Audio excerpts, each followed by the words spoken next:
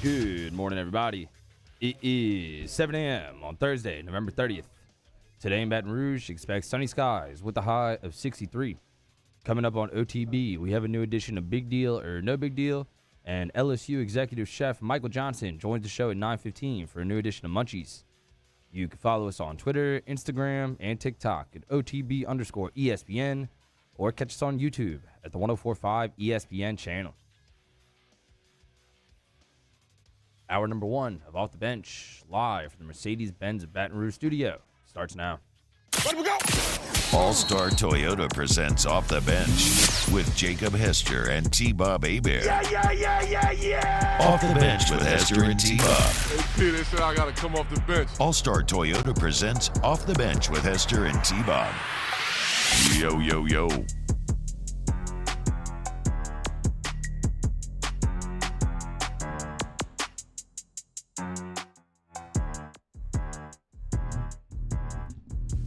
Yo, what's going on, everyone? Hope you're having a wonderful day. Thursday, November 30th. Here we sit on the edge of a new month. December is officially here. And, I hope this November 30th finds you all. I guess it's actually not officially here, but you get the point. I hope this November 30th finds you all doing well and in high spirits. I do not want to depress you with more Derek Carr New Orleans Saints talk. However, this is ostensibly a sports show, meaning we will have to get into Derek Carr and some Saints talk, as there were many answers yesterday that left a bit to be desired. I know I came here in the last minute, Taylor, so let's get the Underhill interaction with Carr tweet in that first segment ready to roll with audio. And then you can have the montage of Warren Sharp plays ready to go after that. What's up? How's everyone feeling today, dude? Here we are closing in on championship weekend in college football. NFL rolling along. Massive LSU women's game tonight. Angel Reese back.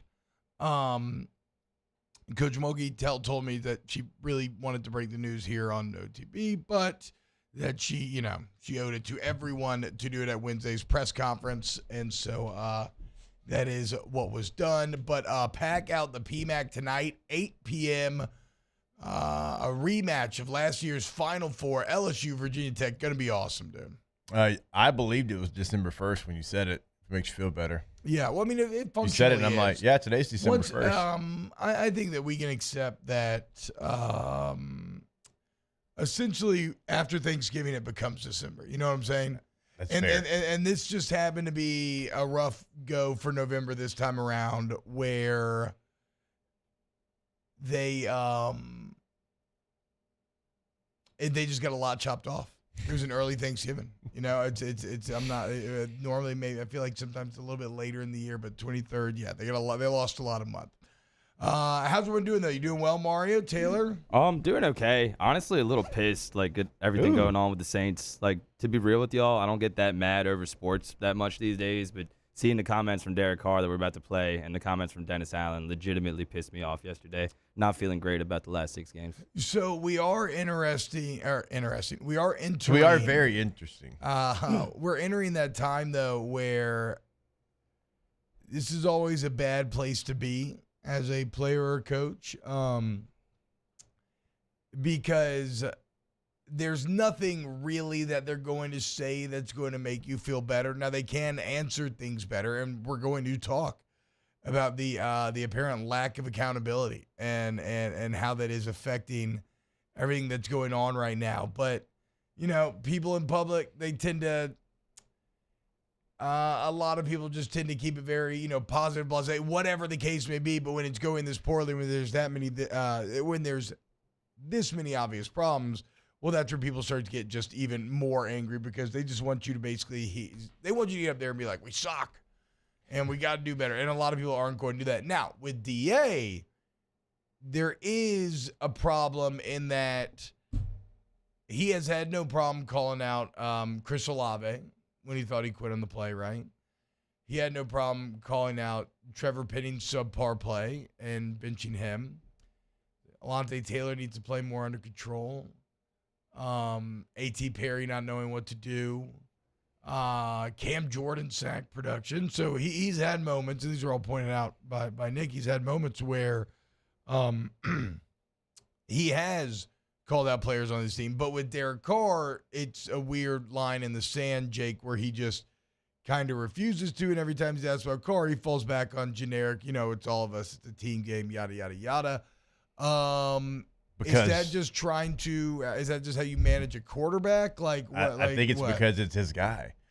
Yeah. I mean, it's his guy that he's been with before, that he basically handpicked to be the Saints quarterback to try to fix their offensive woes, to not have what a lot of people considered a backup quarterback being your starting quarterback, and you go and you pay your guy a lot of money. Now, it's not record-breaking money, but it certainly is a lot of money.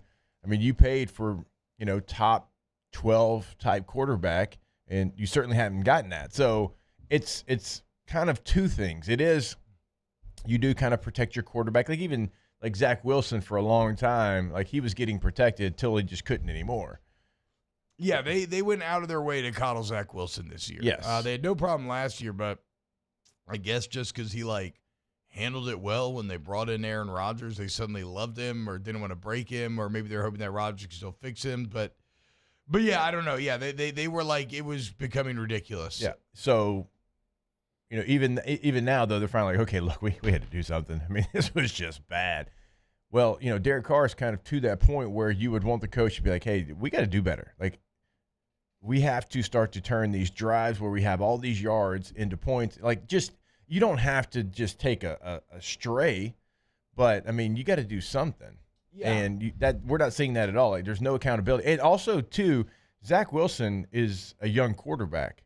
Like, he's been in the league only a couple of years. Really the first real run that he got where he was a starter for, 10 straight games. Derek Carr been in this thing for over a decade.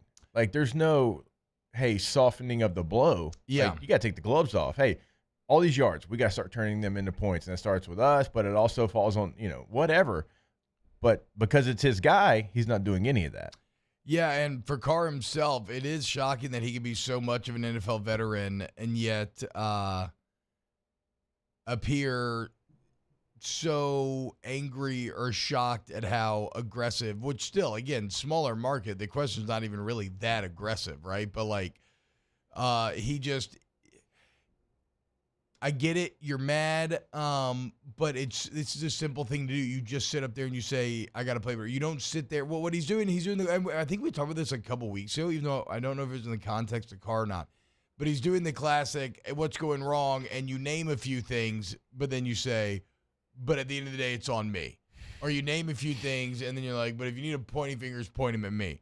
Right? But, okay, you already told us, though, that this guy did this, and this guy did this, and, but really, you are the common denominator with all the bad red zone. And as we'll explore, it's been in your entire career. We missed a Warren Sharp thread this summer that no doubt we would have tried to hand wave and explain away, but it's terrifying in retrospect. For a veteran quarterback that makes $40 million a year, the sensitivity to aggressive questioning is absurd. You have to understand how people are going to view you, and you have to just deal with it and accept that it is one of the job requirements. It is part of that $40 million salary that you make. Here is Nick Underhill asking Derek Carr from New Orleans on Football about the red zone woes. How do you weigh that, though? When you guys are moving the ball, but you aren't moving it in the last 20. How do you marry those two thoughts together? I don't know, man. You got to ask Coach Pete and DA.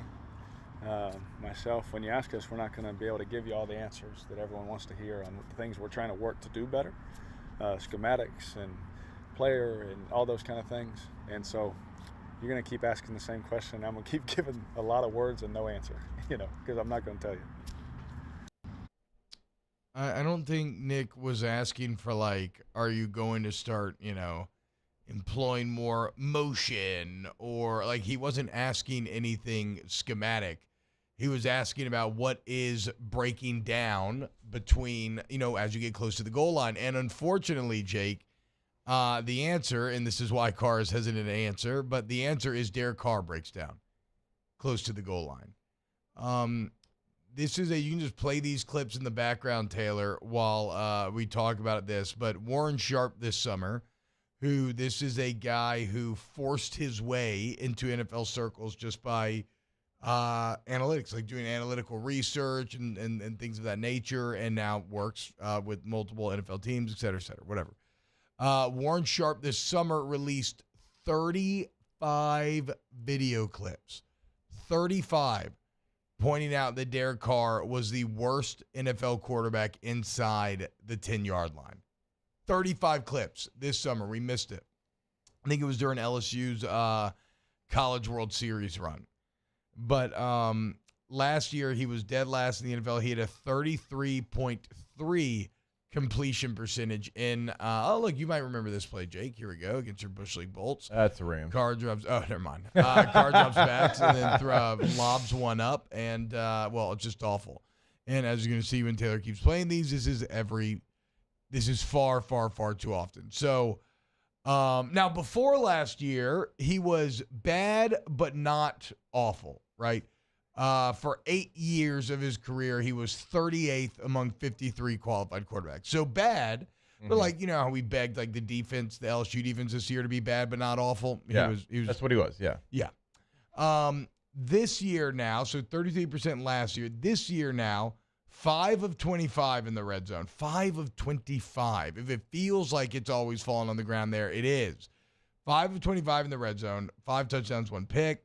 That 20% completion percentage is dead last in the NFL. The passer rating of 62.5 inside the 12 is 31st. Only Desmond Ridder is worse. Who just beat you. And if you look at the red zone as a whole, extend from the 10 and the 12 to the 20, and you look at the last 2 years, he is 35th in red zone completion percentage and 34th in passer rating at 43% and 78.8 rating. So, as you can see, what are the common denominators between the Raiders struggling in the red zone last year and the Saints struggling in the red zone this year?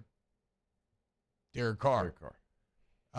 In the last 35 possessions, you have those 3 passing touchdowns. Who threw them? 2 from Jameis Winston, 1 from Taysom Hill, 0 from Derek Carr. So when Carr wants to talk about blocking or execution or ask Pete or ask Dennis or we're not going to tell you, again, nobody's talking about schematics. What you have to say at that point is, I am the problem. I have to be better. And that's it. And then just leave it at that. Why is it breaking down? Because I'm making bad decisions. And the Bates pick 6 is the perfect example of that, where Carr tried to couch it as like that man should never be there. And interestingly, well, first off, he made it easy on, like, okay, let's say Bates actually did play the wrong defense, right? Well, he still made it easy on Bates by completely locking in with his eyes, not doing the guy made a play. But if you look at a response from Scott Shanley to Derek Carr's statement where he was talking about that, Shanley says, quote, in postgame, Derek Carr said it was man one free, and he's right. The safety vacated the deep middle because in the red zone, everything's compressed. There is no deep middle. He's just going to read the quarterback's eyes in a compressed field situation. Have to know that. So Derek Carr tried to use NFL knowledge to get one over on the layman and try to excuse himself for making an awful mistake, and then he's called out by an NFL veteran on the defensive side of the ball who points out that, no, you did, like, you are wrong. Like, that safety is reading your eyes, and you made it easy on him. Yeah. There's no deep middle. Yeah. There is no because deep everything middle is inside so the 10. compressed down.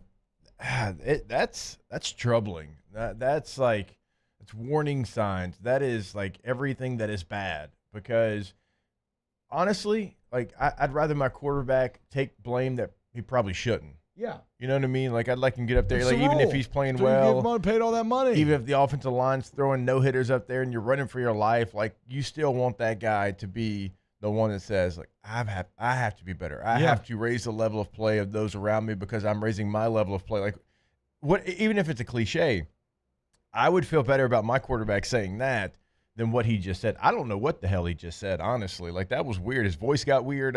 He's mad. I don't know what happened. He's mad because he's salty. That's why. He's like, he's legitimately angry and not wanting to.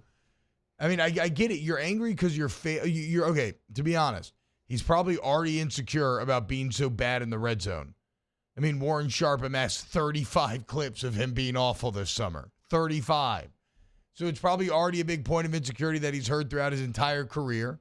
That insecurity has now reached a lower depth than it ever has been in his entire career. And he's being asked about it consistently.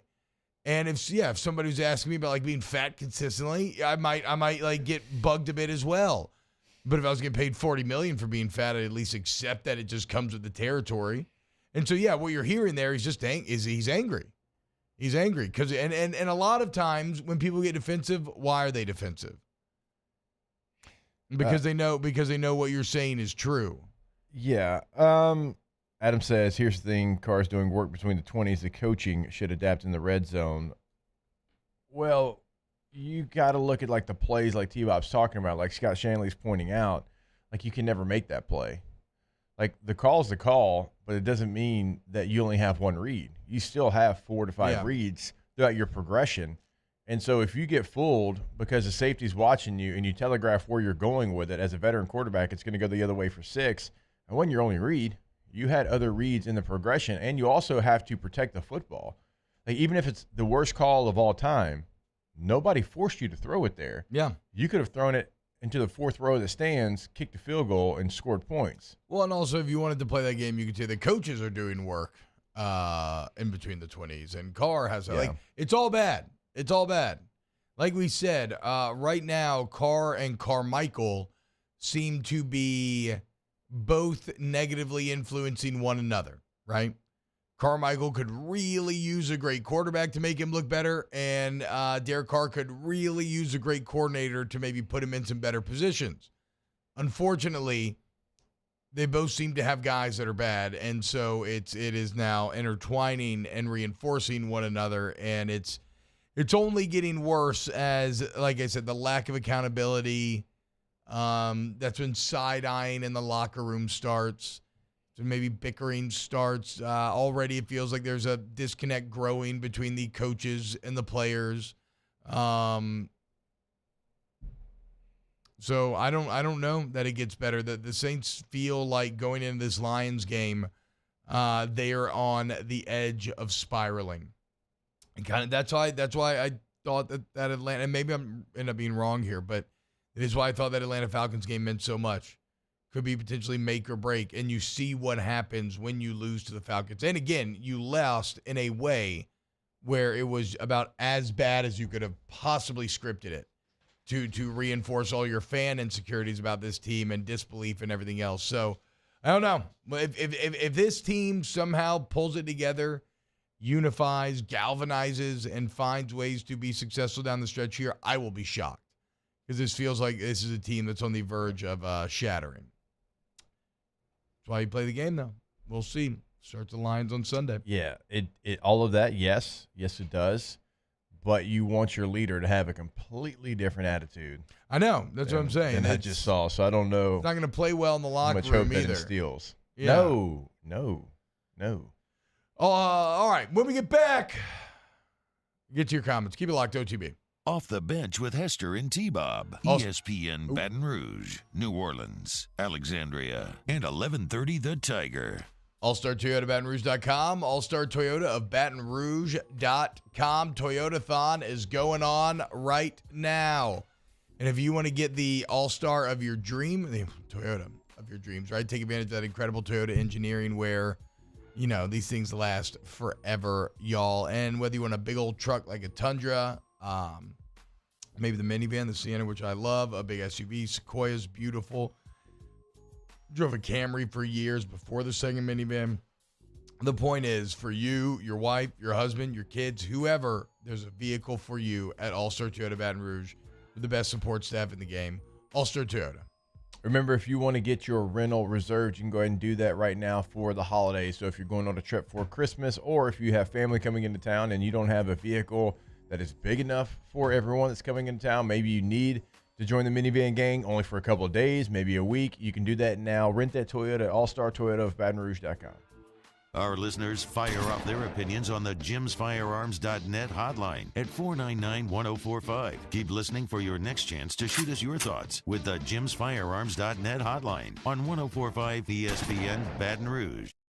Hey, boat owners, check it out. It is the holiday season, which means it's time to buy yourself a gift by taking your boat to the next level with our friends at Front to Back Boat Service. Now is the perfect time to upgrade your boat and get it ready for that warmer weather, whether that's trolling motors, HD sonar, anything and everything. The Sherman family's been at it for 30 years, and Devin's going to take you through 30 more. Find them on Facebook at Front to Back Boat Service or go to fronttobackboatservice.com.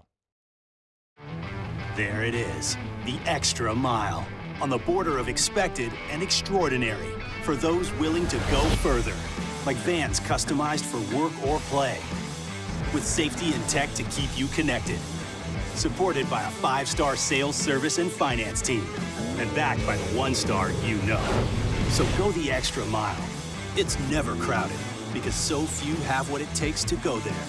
Mercedes-Benz Vans. Gulf Coast Office Products is a nationally recognized Savin office equipment dealer based right here in Louisiana. Over 100 employees strong, Gulf Coast has the boots on the ground to support all vertical markets, from education, engineering, legal, and finance. With the latest in office technology, from desktop to production segment units, Gulf Coast and Savin have the perfect fit for you. Call 225-756-2644. That's 756-2644 for Gulf Coast Office Products. I've been doing business with Luba for 25 years. They're dependable, trustworthy. It's just the attention to detail with our clients. Our folks have years and years of experience. They're highly trained professionals, but many companies have that asset. What I'd like to think makes Luba a bit different is that we use those talents in a way that truly is dedicated to serving the needs of the folks who depend on us.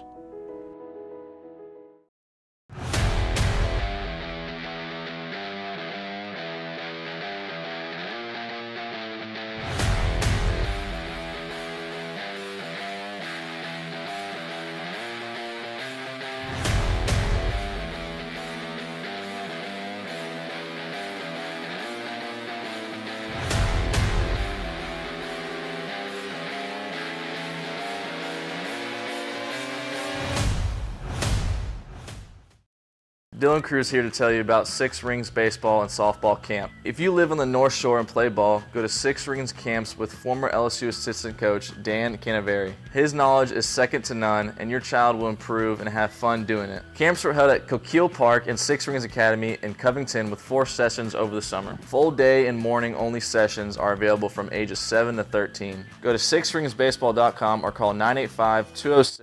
From Jolie Pearl Oyster Bar and Town Square Pizza, Paul Nolan will be with us. Dwayne Colucci is with us, and Matt Humans from Las Vegas. Live at lunch, 11 a.m. weekdays on 104.5 ESPN Baton Rouge.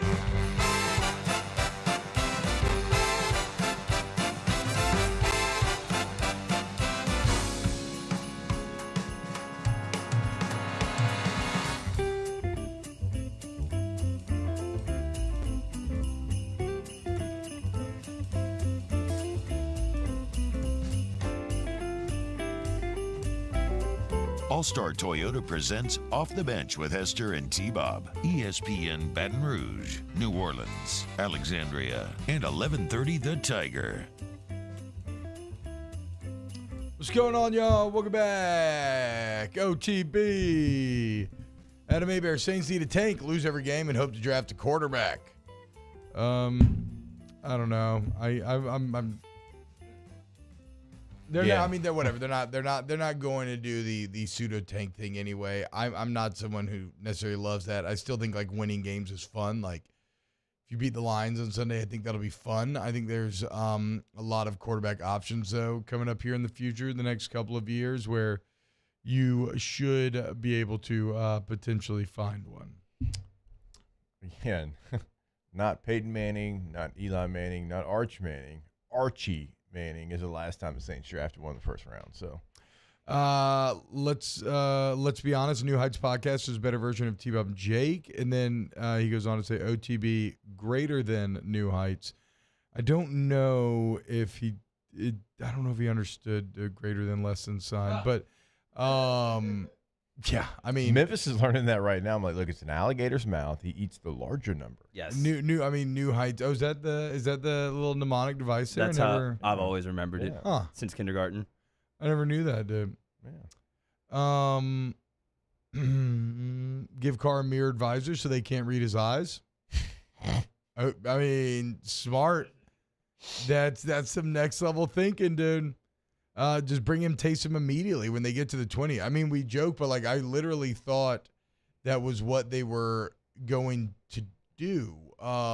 That's a problem I have with the Saints and the play calling is nothing's consistent from one game to another. Yeah, because they had games where they kind of did do that with Taysom. Were great. I mean, I guess Taysom did fumble in the red zone this last time after gaining the 10 yards, which is kind of a sign. But again, hey, he gained 10 yards. Ain't nobody else out there gaining 10 yards. True. They have no rhyme or reason from game to game.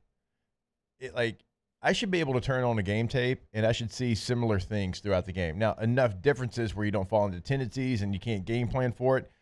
But it's just like every game they come in with just a game plan that doesn't make sense, and there's no continuity from what it was the week before. And I know you have to switch things up, but it feels like they're trying to be the smartest guy in the room sometimes. It's like, no, just throw number 7 in there. You pay him a lot of money. He's produced for you way more than your starting quarterback. Yeah, he's going to have a fumble, but look how many times he's touching the football. Yeah. I mean, look, that is one of his issues. I realize that, but it's the only thing that's working right now. I mean, again, 3 touchdown passes and that's 35, and none of them are from your starting quarterback. Yeah. Like you gotta be bold at a certain point. But I don't know. The Saints appear, from all the answers that they gave in the public yesterday, to think if they just keep chipping away at it, that eventually it's going to fix themselves. I think that's a fool's errand, a fool's hope. You know, the old definition of insanity quote, doing the same thing over and over again and expecting different results. But, time will tell. Meritocracy and all that. You prove it on the football field. Bryce Boudreaux, MMA announcer, $20 super chat. Yo, T-Bob, it was an honor to get to meet you after Whiskey and Wine at Don Juan this past week with my dad.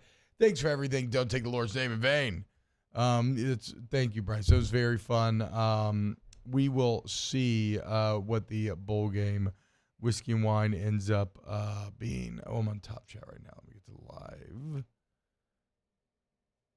live. Somebody said, Daniel Blunt, did you hear Mickey on WWL, Mickey Lumis? He said we had the 12th ranked offense in the NFL. Well, they do, actually. I want to say it's over a pretty big stretch. It's like 5 or 6 games. The Saints are 3rd in the league in total yardage per game. So it is odd. Like they are moving it consistently and producing between the 30s. It's just that once they get close to the end zone, they completely implode. And as we said, what's the common denominator between a Raiders team last year that did the same thing and struggled in the red zone, and the Saints team this year? It is Derek Carr. And if you look at his career, he's been below average. And now, these last 2 years, he's been worst in the NFL. So I'm sure, obviously, right, you had penalties and everything else. Like, everybody has things they could do better in that area of the field. But it does start, and the majority of the blame lies with Derek Carr. So basically, Mickey Lumis is going to draft Graham Mertz at some point, is what that told me. Why is that? Because I could look at Graham Mertz and what he did this year, and the numbers are great, but there was a lot of empty numbers. There was a lot of numbers that didn't affect the game, and that's what that quote tells me. Like, you can't get up there and say that knowing how deficient you are at putting the football into the end zone. Like, that's like yards, and like we talk about like Jaden Daniels' yards because it also has 50 touchdowns attached to it. If it had 28 touchdowns attached to it, the yards wouldn't mean anything. The yards mean something because you're finishing in the end zone like you're supposed to. Kirk Ferentz says it. There's not a more empty stat in football. There's not a more pointless stat in football than offensive yardage. Tries to tell you every year. And look at him now. Another Big Ten championship. Should be 11-1 right now. Just proving his point about how overrated offensive yardage is. All right, let's go to break. When we get back, we'll get to those Mickey Lumis answers. Then we'll probably move on from the Saints and start talking about other stuff. Keep it locked right here on Off the Bench. Off the Bench with Hester and T-Bob. In times of need, get a full list of phone numbers, websites, and other important emergency information on the Demco Stormwatch page at 1045ESPN.com. Bayou Ford is taking $10,000 off MSRP on all new 23 Ford F-150 Black Widow trucks, plus $2,750 discount APR and 5.9% for 72 months. All new Bayou Ford vehicles come with a 1 million mile warranty. The crew at Bayou Ford is going to do right by you. The world's leaders in obesity research, obesity medicine, and obesity science are right here. We're doing something that no one's ever done, or trying to answer a question that no one's ever asked before. Pennington is a real jewel when it comes to research. We are finding the solutions to the world's worst chronic disease, which is obesity. Louisiana needs Pennington Biomedical.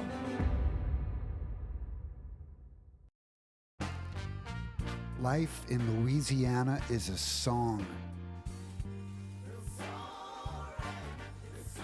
A symphony of sound, colors, and movement. Life is here, now. For life's moments, big and small, always there. The right card, the right care. The interior of an Infiniti is thoughtfully designed to be all about you. And by you, we mean every version of you. Because there's luxury you can feel, and there's luxury that lets you feel. Infinitely you. Experience luxury like never before with Infiniti Premium Care, included with the 2023 QX80 at your local retailer. Electricity is all around us, and our families depend on it. Every day is sparked by the power of a cold drink or a warm meal, a movie night, and a comforting light at the end of a dark hallway. From sunrise to sunset, playtime to bedtime, our team is ready to take care of your electrical needs. Even in the case of an after-hours emergency, the light in your life shines brighter with Mr. Electric. Hey, boat owners, check it out. It is the holiday season, which means it's time to buy yourself a gift by taking your boat to the next level with our friends at Front to Back Boat Service. Now is the perfect time to upgrade your boat and get it ready for that warmer weather, whether that's trolling motors, HD sonar, anything and everything. The Sherman family's been at it for 30 years, and Devin's going to take you through 30 more. Find him on Facebook at Front to Back Boat Service or go to fronttobackboatservice.com.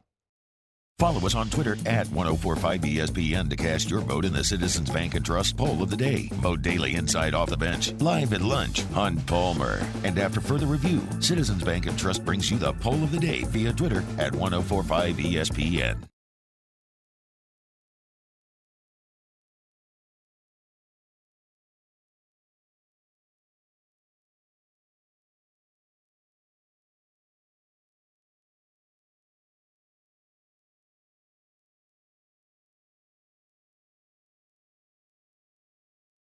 Choice in seconds. The Bartesian makes a wonderful gift for anyone who loves a fine premium cocktail. Now get Bartesian's best holiday deal ever. It's available right now, only at bartesian.com/radio. That's BARTESIAN.com/radio for Bartesian's best holiday deal ever. Only at bartesian.com/radio. Spencer Callahan is the one to see. Call 387-2323. 121-12674. Offices in Baton Rouge. College football talk all year long on the Chuck Oliver Show. Weeknights at 6 on 104.5 ESPN Baton Rouge. Tune in this Sunday for a trio of NFL games. We start with the noon kickoff, the Dolphins at Commanders. Immediately following that game, it's 49ers and Eagles. And then the nightcap, the Kansas City Chiefs at Green Bay Packers. Catch all three of those games right here on 104.5 ESPN Baton Rouge.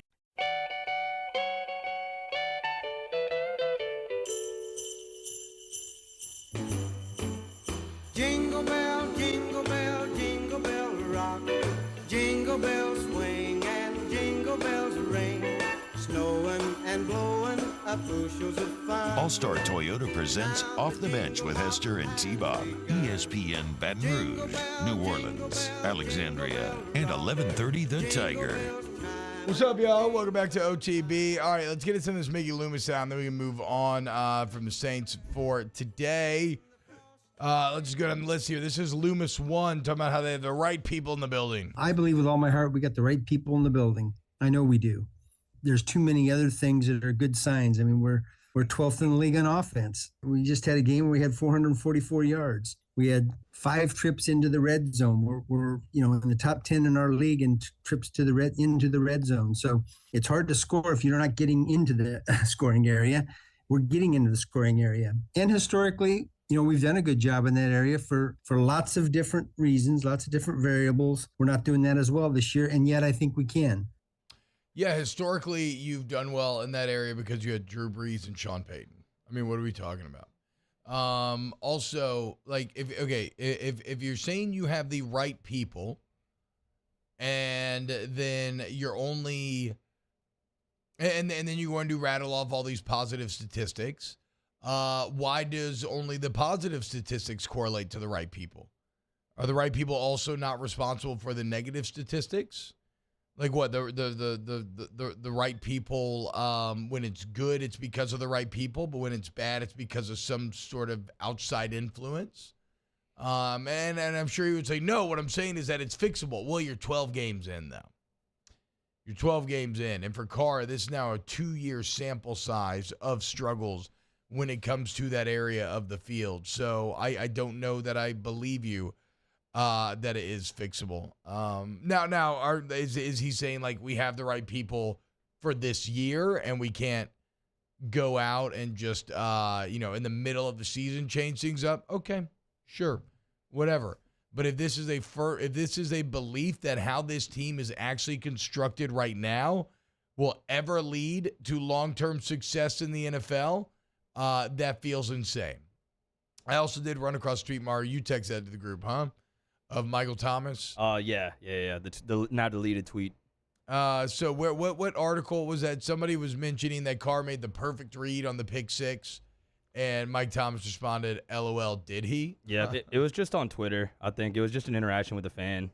Yeah, no, I know. I'm saying, but it was highlighted. It doesn't matter. It was highlighted in an article. Yeah. NOLA.com. Yeah. And it looks. And he also had the tweet about Kobe Bryant a couple weeks ago. That looked like a subtweet to Derek Carr. What did it say? I don't remember. He that was one. basically, and maybe we could pull it up, but Derek Carr over the years has quoted Kobe Bryant a lot. Talks about he respects him, and Mike tweeted out basically, "You're not Kobe Bryant to any of us, not even close." Like not naming who it was about, but it seemed to be about Carr. Wow. Yeah. I mean, look, that's now people get upset with me for taking the Lord's name in vain. I understand that. But if you're Derek Carr, you can't go around acting like, the Mamba. Or you can't, like at a certain point, if you don't have any of that Mamba mentality, you think if Kobe Bryant was an NFL quarterback, he'd be bad in the red zone, this is when he would be at his best. Like the Mamba mentality is finding a way to finish in the end zone. So Mickey Lumis says they got the right people. And this comes from Saints Hour with Mike House and WWL. He brought the people in. Yeah, maybe a biased opinion, right? Yeah, I brought the right people in. This is Lumis 2, and this is that history, him claiming that history is on the same side when it comes to struggles that they're going through currently. If we're going to accomplish the things we want to accomplish, we've got to get over that. And look, we have a history of doing that. I mean, we've had 17 years, I think it is, a string of 17 years up through last year of being over 50% conversion rate in the TDs in the red zone. And look, we're calling a lot of the same plays, and we're just not finishing that off. We need to do that. I don't even really know where to begin. Well, so the 17 years calling the same plays is probably one of maybe the issues, and I know that's not really what he's saying. He's not saying that, but it's also not the issue when you look at how behind the times Pete Carmichael does feel. You can't look. And why did he can't keeps do that? Well, also, like, okay, if we're having our big fear is that the Saints are desperately holding on to the Brees Payton era, something that is clearly gone, and yet everything Mickey Lumis says goes back to a point of reference. Well, look, we were successful in the past with it, but again, you had Drew Brees and Sean Payton. Sean Payton has the Broncos with a winning record and Russell Wilson's career reinvigorated. Drew Brees is a first ballot Hall of Fame quarterback that owns multiple NFL records. Derek Carr's been a middle of the pack to, how I used to argue coming into this year, maybe like 12th, 13th best quarterback in the NFL. They didn't know a Hall of Famer. They made a couple Pro Bowls, so, it's nice. It's nice. It's great. It's good, whatever. But, like, my point is, I can't fall back. I can't believe that you falling back on your 17 years with a Hall of Fame quarterback is going to mean anything to this team. No. You had, Graham in his heyday. Like, you had Jimmy Graham when he was like the best red zone option in the NFL. And Marcus Colston, right? You had, we could continue to drop names. Like, you had Reggie Bush at a time, who was like the ultimate cheat code where you could be like, this team's not that team, right? 5 years ago is not the same team. Hell, 2 years ago it's not the same team. The NFL is forever changing. Yeah. Now, Saints holding on to the past, maybe not minus the maybe, just holding on to the past more than they should, but you can't throw that out there and expect someone to buy that and be like, oh, you know what? You're right. No. There's no, like, all the names that we just listed, they're not there. Like, the only one that's still there from those times is Pete Carmichael. And when he was there, outside of 1 year where Sean Payton was suspended, he wasn't calling the plays. So just because you have the same play sheet, T-Bob, if you and I have the same play sheet in front of us, it can have 25 plays on it. We're going to call them in a different manner. Yeah. Like, it's not going to be the same. Like, we're going to call things that we think are going to work. So, like, yeah, you can be calling the same things. It's the same offense. It doesn't mean you're going to call the right play in the right moment.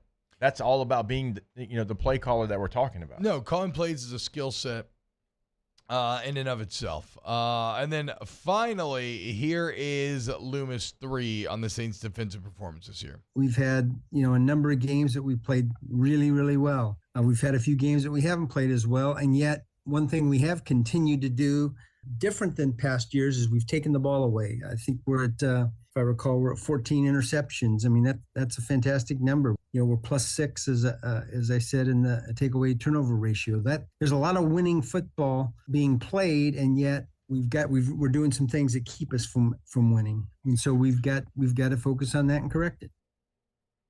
So you say you got to focus on and correct it, but nobody seems to actually want to say what the problems are or take accountability for those problems or admit that maybe changes need to be made. They weren't going to tell you. Derek Carr said we're not going to tell you. Yeah, that was just such a frustrated BS answer. Like, again, Nick's not asking you for, like, what game plan wrinkles are you throwing in against the Lions this week to try to overcome. He's just asking you why you suck so badly in the red zone. And all you got to say is because I'm making the wrong decisions and I have to get it corrected. It's inexcusable. But I don't know but that's the problem. Does Derek Carr really believe that?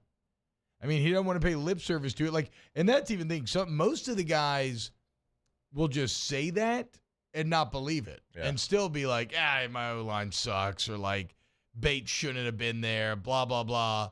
Like, maybe he's just a little too honest in that he won't even just lie and be like, yeah, it's on me, but not really. Like, to me, it feels like I don't think he does believe that he is the issue inside the red zone. That's probably fair.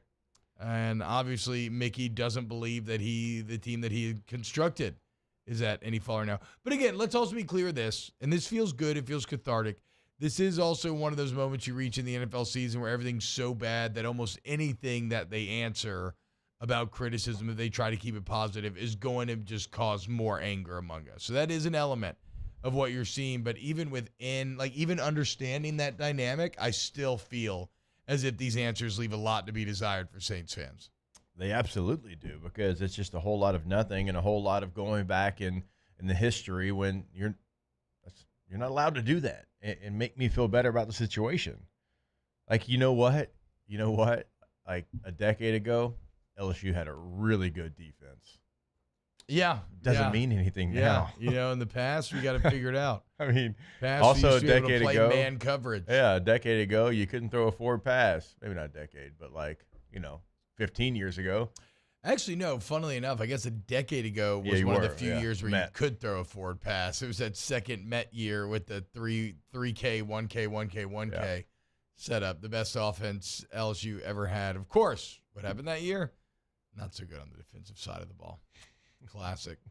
All right, look, that's it. You get the point. The Saints are spiraling right now. There's a lack of accountability. They're trying to stay positive, but the positivity just rings hollow and it rings dishonest. But again, guys, that's what I love about football. If they go win, they win people over. Like, it's that simple. Like, if you're really mad about having to field these questions and you're mad about everything else, well, don't get mad. Just go win. And then you win in the end. And you can be like, I told you guys. Like, you want to be Kirk Cousins? You want to be yelling you like that coming off the field? Why did Kirk yell you like that? Because he had just won the game. He had just won the big game by making the plays that needed to be made. Do that, and then, say, F all of us who weren't on your side when you're at your low moment. I'm down. Just win. More OTB coming up next. Off the bench with Hester and T-Bob. K2Z window coverings. KTOZblinds.com. This is a locally owned window covering business that's been at for 25 years, y'all, and they've grown so much over the 25 years. And look, they do plenty of just overall neighborhood projects, but what about your custom deals? Okay, you're trying to bring your home to the next level. You got a theater room, a man cave, a bedroom, baby room, outdoor living area that needs to be protected from bugs, heat, sun, whatever the case may be. Function and aesthetics. K2Z has your back. Did the free professional estimate where Brandon Barton comes out, compass in hand, maps out exactly how the light hits your home, what's going to work with you best. You pick what you like, how it looks, and at the end of the day, you bring your home to the next level. You make yourself or whoever in your family's into interior design very, very happy this holiday season. Window coverings at WOW, KTOZblinds.com. Our listeners fire off their opinions on the jimsfirearms.net hotline at 499-1045. Keep listening for your next chance to shoot us your thoughts with the jimsfirearms.net hotline on 1045 ESPN Baton Rouge.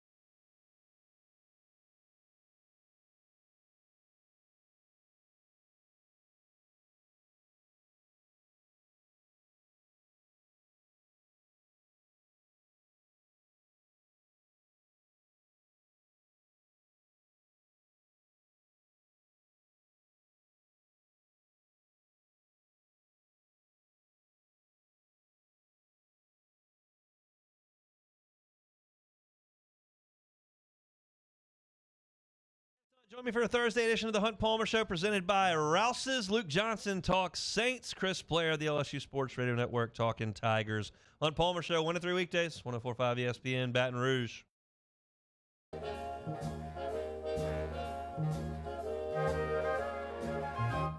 Sleigh bells ring, are you listening? In the lane, snow is glistening. A beautiful sight, we're happy tonight, walking in a winter wonderland. Gone away is the bluebird, here to stay is the new bird. He sings a love song as we go along, walking in a winter wonderland.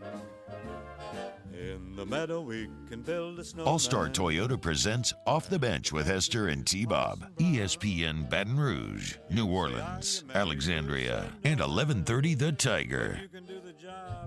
Look, I mean, that's the thing. We were talking about in the commercial break, but we now can clearly see with Derek Carr's, with correlation, Derek Carr's awful years. Equals causation? I think maybe in this case. Oh, I've been waiting for that. Right? Because the correlating factor of Derek Carr going from someone like John Gruden, who's a very good offensive coach, to then Josh McDaniels, who we can now clearly see is pretty disastrous if he's not with Tom Brady. Same thing with Bill Belichick. Derek Carr's not capable of lifting up an average coach. Pete Carmichael's not capable of lifting up an average player. And so when they get together, that's why you have this dueling recipe of bad. Same for McDaniels and McDaniels and Carr, right? So Gruden was lifting Carr up for a while. This is my read on the situation. This is my opinion. And so now that's the problem. It's like even Russell Wilson, who was great for a while there on his own, I would say, although probably people in Seattle would tell you different. Even Russell Wilson, look what Sean Payton's done for him. Of course, you know about what Jameis Winston did under Sean Payton. He was on guardrails, but he was on track for the most statistically statistically efficient, yeah, mistake-free football of his career, and they were winning games. So, yeah, great coaches can lift you up, great players can lift up coaches, and unfortunately the Saints seem to have neither. And so they're negatively reinforcing one another. Where is Russ this year, as far as... I don't know pure statistics. No, I mean, you're right. But he's been better. He's been pretty hot as of late from the fifth best quarterback rating. Wow. There you go. It goes Purdy, Prescott, Cousins, Tua Tagovailoa, and then Russell Wilson. Bruh, the Vikings sucked until Kirk Cousins got hurt. True or false? They're not doing too good right now. I mean, the fact that y'all just continue they to won dig your 5 heels games in a row, dude. But to T-Bob's point, I get it. You're taking a jab at Jake. I'm a Cousins guy too. You're not wrong, and they're actually better without Cousins and Jefferson. Yep. It's the weirdest thing I've ever seen. Get rid of both of them. I agree. Prima donnas. It's the weirdest thing I've ever seen. Room. You like that? No, Kirk. I like winning. Get the hell out of here. Hit the road. Jets finally got activated, right? Yeah, he should be good this week. I would honestly, if I'm the Saints again, we were also talking about, would you rather have had Andy Dalton back this year? Let's be clear. Andy Dalton was better. I also really did not enjoy the Andy Dalton experience. I like the Jameis roller coaster best. I still do. The insanity, even the game when he came in, it was still more fun to watch than what we've been forced to watch for much of this year. At least you're gonna make some big plays, go for some deep balls. I think we were talking about Andy Dalton. Obviously, you're not trying to have him move forward as your franchise quarterback by any means. But the whole conversation is you're getting worse quarterback play. So if you were going to spend that type of money, you could have just spread it out or done something different. You could have spread it That's out. what You it could have is. held off and let him be a bridge. And to be clear, I'm not talking about Jameis as the franchise guy either. I'm talking about if we're going That's what I'm saying. let's have You a had him bridge already on your quarterback. team. You obviously you sound like you want him there, so use him as the bridge. Spread that money somewhere else. Another offensive lineman, another pass rush, just somewhere. Jameis 1-of-1 is very problematic, but I mean, he is kind of right about Dennis Allen just being a hoe to Jameis Winston. He really, for whatever. I mean, I kind of get it because like coaches hate like volatile players. They hate turnovers and whatnot. But I don't know, man. Well, that was a depressing hour of Saints talk. Yeah, my God. Let's talk some college football. Get into Coach Mulkey, Pelicans, everything else. Keep it locked right here on OTB. Off the Bench with Hester and T-Bob. 3 Ram 1500 trucks. $20,000 off plus no payments for 90 days on new 23 Ram 1500 trucks. All with Bayou's 1 million mile warranty. The crew at Bayou Automotive is going to do right by you.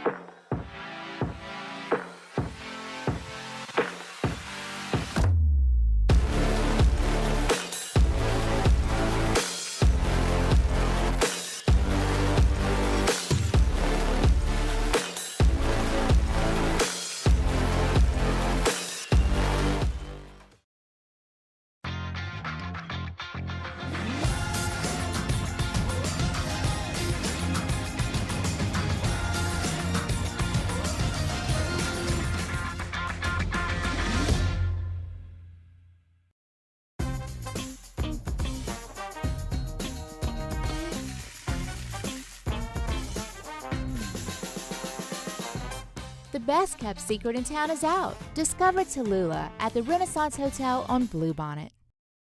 Gulf Coast Bank and Trust is giving our customers the power to bank anywhere, anytime during this challenging event. And we're right there with you. Our mobile banking app is a smart way to manage your money and time. Gulf Coast Bank and Trust, the bank that cares about you.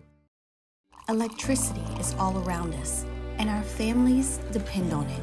Every day is sparked by the power of a cold drink or a warm meal, a movie night, and a comforting light at the end of a dark hallway. From sunrise to sunset, playtime to bedtime, our team is ready to take care of your electrical needs. Even in the case of an after-hours emergency, the light in your life shines brighter with Mr. Electric. There it is, the extra mile, on the border of expected and extraordinary, for those willing to go further, like vans customized for work or play, with safety and tech to keep you connected, supported by a 5-star sales, service, and finance team, and backed by the 1-star you know. So go the extra mile. It's never crowded, because so few have what it takes to go there. Mercedes-Benz Vans. Gulf Coast Office Products is a nationally recognized Savin office equipment dealer based right here in Louisiana. Over 100 employees strong, Gulf Coast has the boots on the ground to support all vertical markets, from education, engineering, legal, and finance. With the latest in office technology, from desktop to production segment units, Gulf Coast and Savin have the perfect fit for you. Call 225-756-2644. That's 756-2644 for Gulf Coast Office Products. Hey, boat owners, check it out. It is the holiday season, which means it's time to buy yourself a gift by taking your boat to the next level with our friends at Front to Back Boat Service. Now is the perfect time to upgrade your boat and get it ready for that warmer weather, whether that's trolling motors, HD sonar, anything and everything. The Sherman family's been at it for 30 years, and Devin's going to take you through 30 more. Find them on Facebook at Front to Back Boat Service, or go to fronttobackboatservice.com. The interior of an Infiniti is thoughtfully designed to be all about you. And by you, we mean every version of you. Because there's luxury you can feel, and there's luxury that lets you feel. Infinitely you.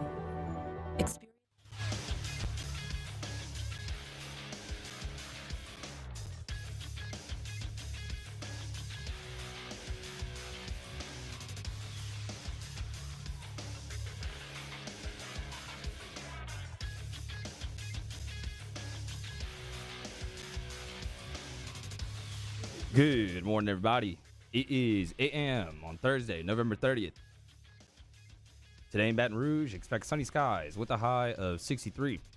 Coming up on OTB, we have a new edition of Big Deal or No Big Deal, and Chef Michael Johnson joins the show at 9:15 for a new edition of Munchies.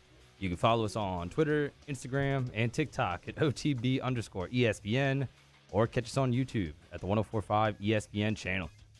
Hour number 2 of Off the Bench, live from the Mercedes-Benz Baton Rouge studio, starts now. Let we go! All-Star Toyota presents Off the Bench with Jacob Hester and T-Bob Hebert. Yeah. Off the Bench with Hester and T-Bob. Hey, P, they said I got to come off the bench. All-Star Toyota presents Off the Bench with Hester and T-Bob. Yo, yo, yo.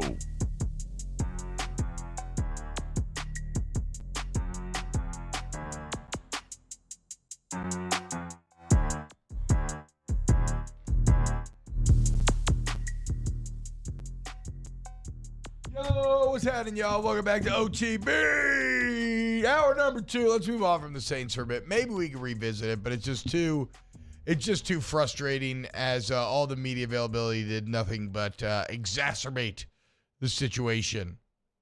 Coming up on this hour, a lot of college football talk.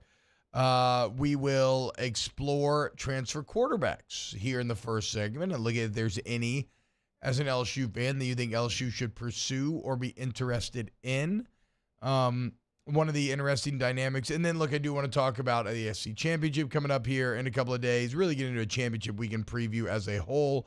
And then hour 3 will be Big Deal or No Big Deal, into Munchies, and then probably into just some who knows what we'll get to at 9:30. There, you know how it is. That's just always, that's like the old Midnight Madness for the OG double coverage WWL fans. I know some of y'all are potentially out there. Although most people that would listen to that show would just be like really drunk at night and call in and just be obviously hammered. What time was that show? 8 to midnight. Okay. And so the last hour of the show, to make programming easy, I just called it Midnight Madness, and you could call and literally say anything, and we would talk about it. Like any, just whatever you want to talk about, and we would talk about it. Was it just you? For the summer, because KG had so much vacation built up from working at WWL for so long. I'm thinking, 8:70 a.m. WWL for so long that he would basically take off like 2 months in the summer. So I'd be out here in July grinding. But that's when I used to do like political talk. That's when I was deepest in my political game, most in my bag, studying just hours every day. I tried to bring on John Kennedy, and I thought I was going to skewer him, and I just got absolutely decimated. Call it crackhead. Dominated. I mean, why? I was ignorant. I was young. I had the overconfidence of youth, and I didn't know much about him. I didn't realize I was going toe-to-toe with not just a master politician, but a Rhodes Scholar. And, I remember I thought I had him dead to rights because I had all my data, and when I finally did my flourish, my coup de grace, I pulled my gun out on him. He just said, no, that's not right. And I was like, wait, no, but this is like, I'm thinking in my head, like, this is right. Like, I have all the numbers. Like, I have the facts. And he's like, nope. and I looked down, and the gun I had pulled out was a water pistol. And I was like, crap. And then I just got, woo. Circles run around me after that. Graduated from Zachary, where he was valedictorian. Then attended Vanderbilt University, and basically had every honor at Vanderbilt as well. He later on went to the University of Virginia School of Law. So Yep. Again, and a lot of like Oxford University. Many would say that the most Bachelor of Civil Law, by the way, from Oxford. Many would say that the most damning flaw of youth, and arguably its greatest superpower, and a classic double-edged sword type of move, is overconfidence, right? And overbelief in oneself. And so that was a very good, humbling moment. Yeah. Right there, a quick Google search could have shown that he's got degrees from Vanderbilt, Virginia, Magdalen, and Oxford. Jesus. Not out from Mississippi either. I got a general studies degree in LSU. But I read a lot. Going into it. At least you got the experience, man. That was awesome. I don't regret it, bro. Like I said, it was a good learning lesson. Everybody knows you learn more from your losses than you do your wins. Wins a lot of times, and this something I see in chess all the time, wins lead to negative reinforcement because you get away with stupid stuff and you think, oh, well, I won. It's not a big deal. And then you do that stupid stuff against somebody who's actually good and you lose, right? So, you know. I've heard Saban talk about that Yeah, philosophy. Coach Saban talks about it all the time. Yeah, I mean, well, winning brings more problems than losing. Literally any successful person in any business, I think, will echo those sentiments, right? Like, and it's hard. I'm not saying that I live by that because a lot of times, even again, we use chess as a foil for life. I always want to review the games that I win and see what I did so right to win, but like it hurts more to want to get in there and review the games where I lose and what I did so wrong. Get played so badly. Been a lot of losing for me on the chess front lately.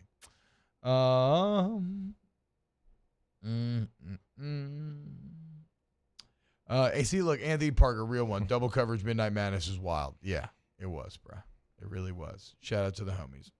All right. There's just things you can get away with on the radio. Not even get away with, but just topics are a little free-flowing whenever dinner time comes around. Like 6 to 8 radio for me. Yeah. Like I hated the time slot because of family time, but it was a lot of fun talking about just crazy stuff. Yeah. Did a whole Chuck Norris episode one time for 2 hours. Yeah. In football season, I think. And the crazy thing about L at Night too, you're on air in 38 different states. Oh yeah, is where that signal reaches. I remember listening at night growing up in Georgia. Yeah, that's the same back in the day. Same thing we have for 11:30 The Tiger, where we're on in Shreveport. Same situation. Like you can hear it on a clear night, like in Chicago. Yeah, in Chicago. Yeah, that's where it reaches all the way up to Chicago. It's so crazy how that works. All right, so we've had this conversation a few times in a few different ways, but now we're getting some names that are starting to enter the portal, and so I think it's worth revisiting. We are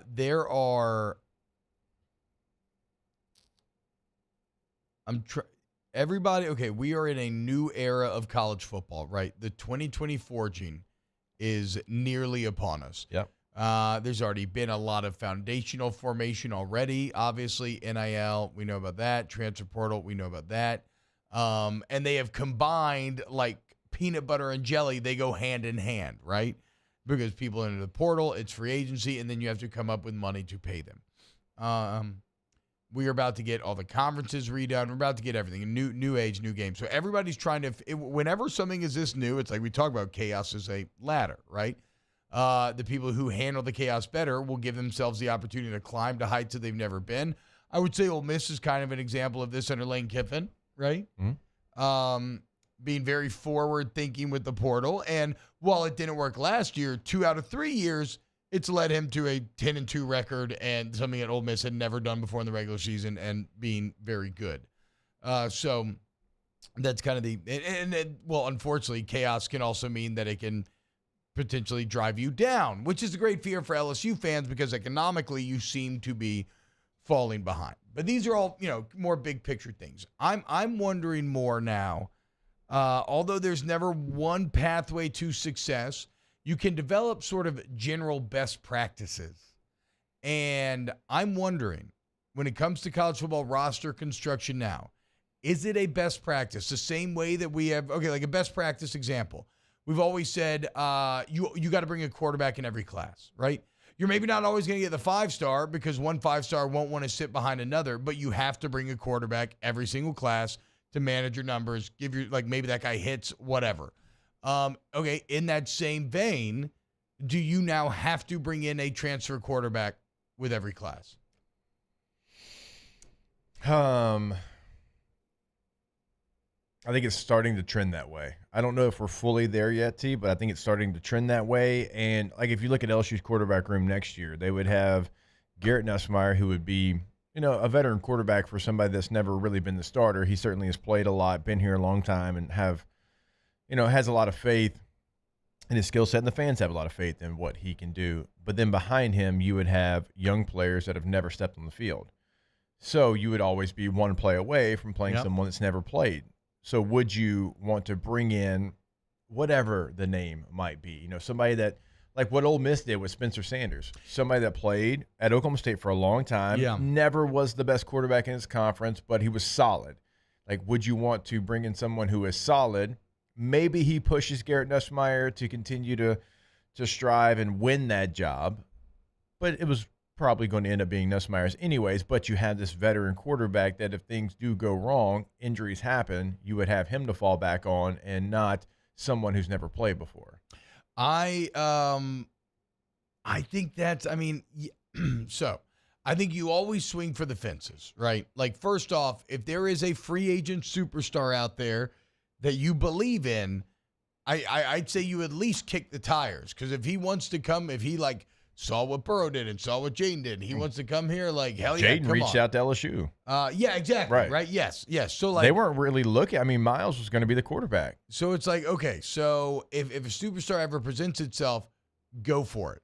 But if you do believe in your guy like Nussmeier, now again, granted, Georgia believed in Carson Beck to the point where they didn't go after anyone. It's a bit of a different situation because Beck had been there so long. The coaches had a very, and I guess Nuss like this as well. But whatever, their coaches, and everything I'd heard is that Beck had done like really well in spring, really well in practice years before. Like they had full on belief in him. And the year before, they went after Caleb Williams. Yes. Just, and kind of like you're saying, like he was the biggest free agent. They went after him, and when it didn't work out, they're like, okay, well, that's the one shot we were going to shoot. Yeah, exactly, right? Like if a true superstar becomes available, you're not doing your due diligence if you're not at least being like, hey, let's talk. What's up? What's up, boo? What you doing, man? Want to come down here?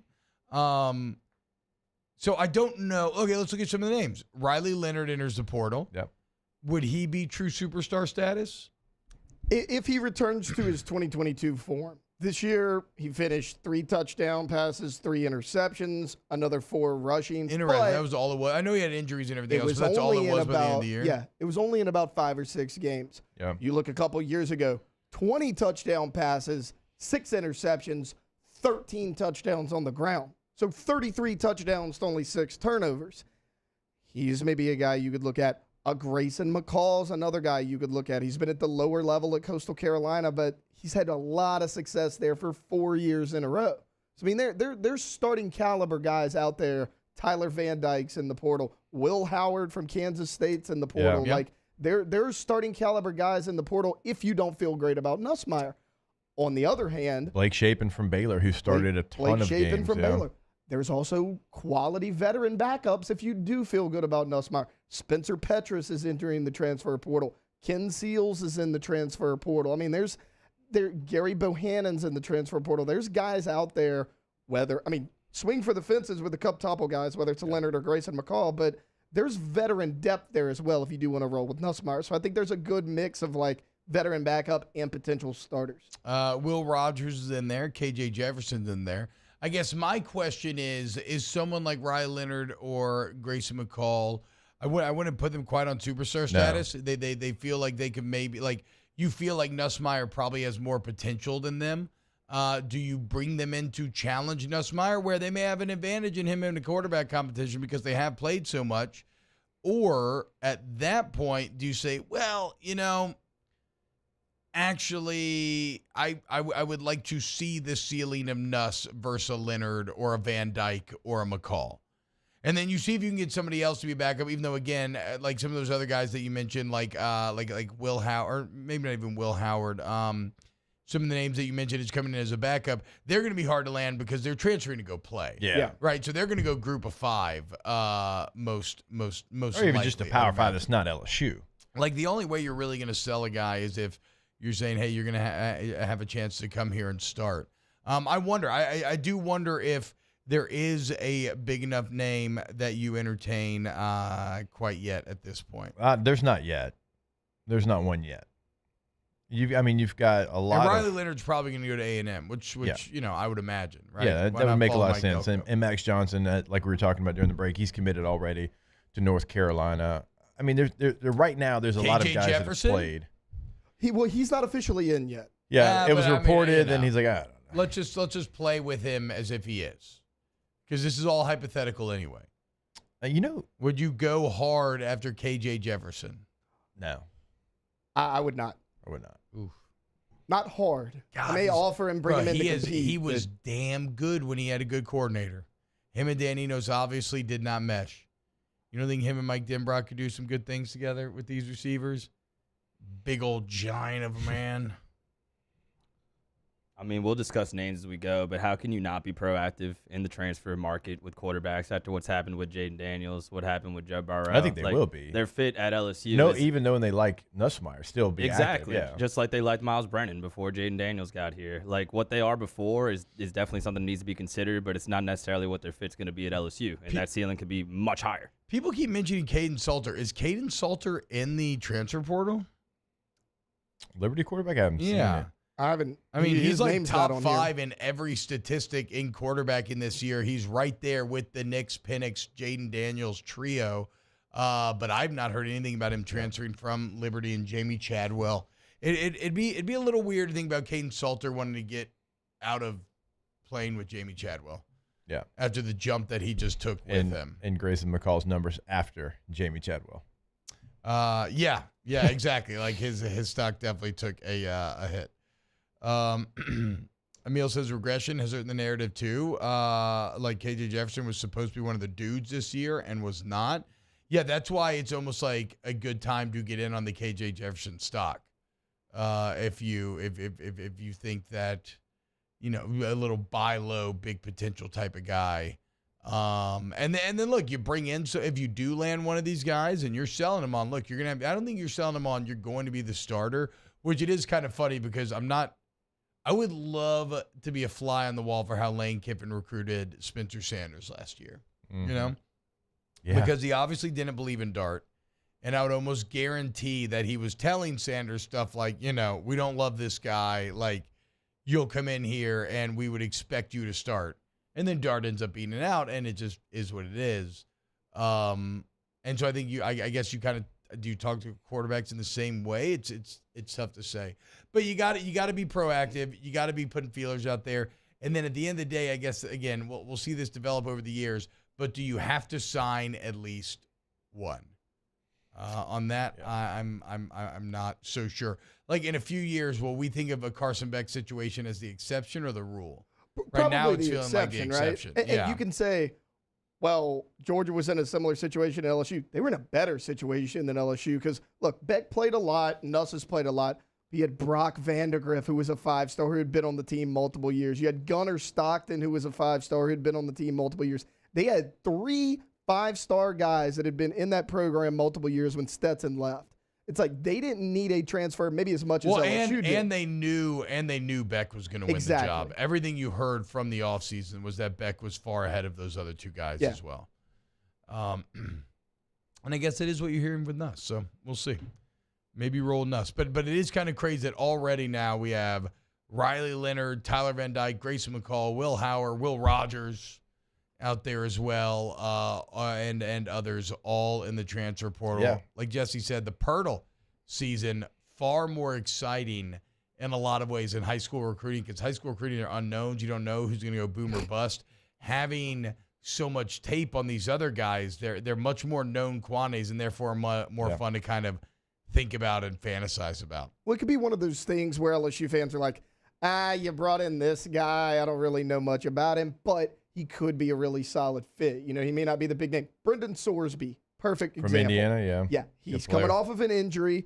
He had 57% completion percentage, which isn't great, but 1,600 yards, 15 touchdowns, 5 interceptions, and only about 8 games last year. Yeah. So, I mean, you know, a guy like that, you're like, oh, we really like what he can do. How old is he? Because you could also theoretically, bring back a young guy. He was a freshman this year. Yeah, okay, and it's just almost like a more known high school recruit where you're still expecting Nuss to start, but you're just adding talent and behind. you could be like, hey, even if you don't beat Nuss out, you got 3 years left. Come here, sit a year, learn our system. You take over after that. And that's, I'm sure, what Lane sold Walker Howard on. Exactly. That same deal. But yeah, like a guy like a Sorsby, like he's a guy you could bring in. Although Jackson Dart did announce he's coming back. I know. No, I know. Yeah, no, I know. It's look, I love it because it helps the quality of the game. Turns out if you're making over $1 million and you're the big man on campus and you're winning and you're dominating because it's college football, like, yeah, it turns out that's way more fun then like if you can get like the only reason why people needed to jump to the NFL in the past was to get paid. Yeah. If you're getting paid now, it's way more fun to chill in college for another year and keep being the man than it is to go and have to deal with like look at Derek Carr. And then imagine being a rookie and going through that. Like Bryce Young's having to deal with right now. Like college is more fun than that. And so that's why you hear Quinn Ewers probably going to return. Carson Beck probably going to return. Jackson Dart already announced he's returning. And like Jackson Dart's pro prospects aren't what they're, right now in college. Yeah, it's like Bo Nix as well. Like why the hell would Bo Nix have ever tried to go to the NFL last year when he's kind of viewed as more of a college type of quarterback? All right, last thing here because we've gone very long here. What are the economics behind this, though, Jake? You had an interesting tweet about the kind of price of a great transfer quarterback right now. Yeah, so Matt Rule came out, and he said to get a good quarterback, like a starting caliber quarterback out of the transfer portal, it's going to cost you between $1 and $2 million. And then he went on to say really $1.5 to $2 million. Damn. Okay, so I want to be clear. We can't take that fully as law because Matt Rule, look, they have a very good booster base in Nebraska, and Matt Rule is clearly telling the boosters, look, guys, we turned it over 30 times, okay? You want me to fix this? The best way to do so is to go pay one of these cats to come up here. And granted, that's how Nebraska could end up coming back in this modern era, right? But also, he's probably not like, even if it's not exactly that, I don't think that's hard to believe at all. His quote was, make no mistake that a good quarterback in the portal costs you, $1 million to $1.5 million to $2 million right now, just so we're all on the same page. Yeah, exactly. He's talking to the boosters. He went on to say, let's make sure we all understand what's happening. There are some teams that have $6 million or $7 million players playing for them. 6 or 7 mil. Jeez. All right, we got to go to break. We've gone very long. This is just a fascinating conversation. I could talk about this for hours. When we get back, we'll see. Look, we'll see what LSU will do. This is why Brian Kelly gets paid $10 million to make sense of the madness. Can he do it? We'll see. More OTB coming up next. Off the Bench with Hester and T-Bob. ESPN Baton Rouge, New Orleans, Alexandria, and 1130 The Tiger. All-Star Toyota at BatonRouge.com. All-Star Toyota at BatonRouge.com. Edward O says you go get a transfer. You can kiss Ricky Collins bye. You can't. We'll get to that. You can't get married to high school quarterbacks anymore. Well, whatever. We can get to all of that in a bit. You can get off of Airline Highway today and go take advantage of the great Toyotathon deals going on. How about you buy a Toyota certified used vehicle where you still get that excellent Toyota certified warranty, where it's so great you take advantage of the express service, express maintenance over there at All-Star Toyota. You get in, you get out. When it's time for your car to be serviced, you don't lift a finger. It's the absolute best.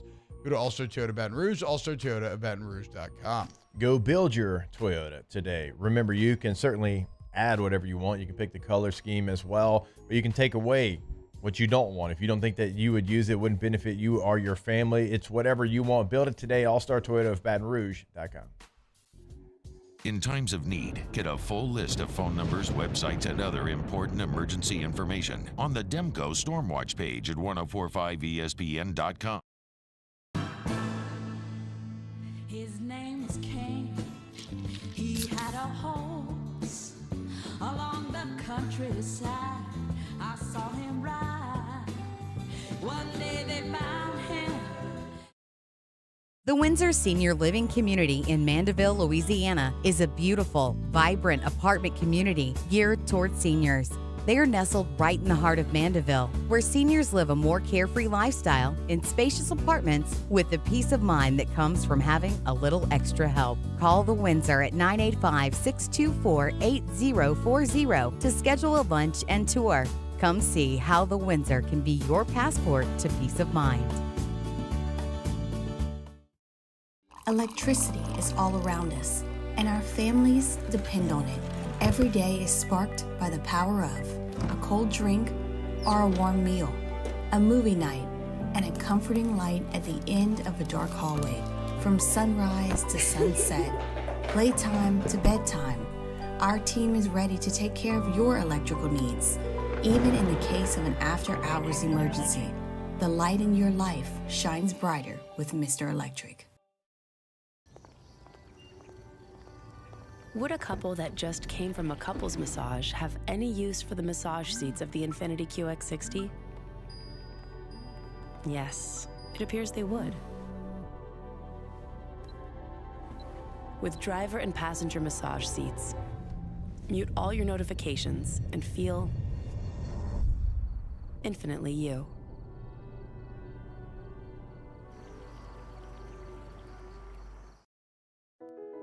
I've been doing business with Luba for 25 years. They're dependable, trustworthy. It's just the attention to detail with our clients. Our folks have years and years of experience. They're highly trained professionals, but many companies have that asset. What I'd like to think makes Luba a bit different is that we use those talents in a way that truly is dedicated to serving the needs of the folks who depend on us.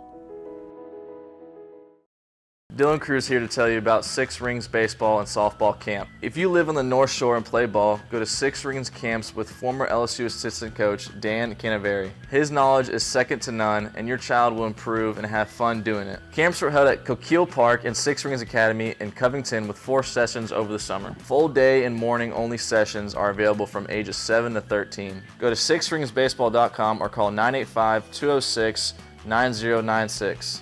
Learn the game to love the game.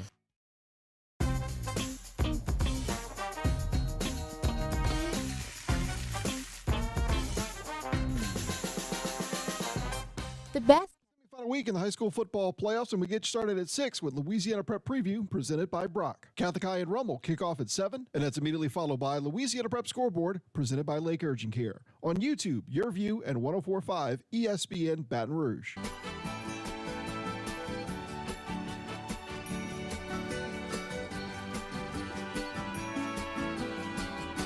Feliz Navidad. Feliz Navidad. Feliz Navidad. Próspero año y felicidad. Feliz Navidad. All-Star Toyota presents Off the Bench with Hester and T-Bob. ESPN Baton Rouge, New Orleans, Alexandria, and 1130 The Tiger.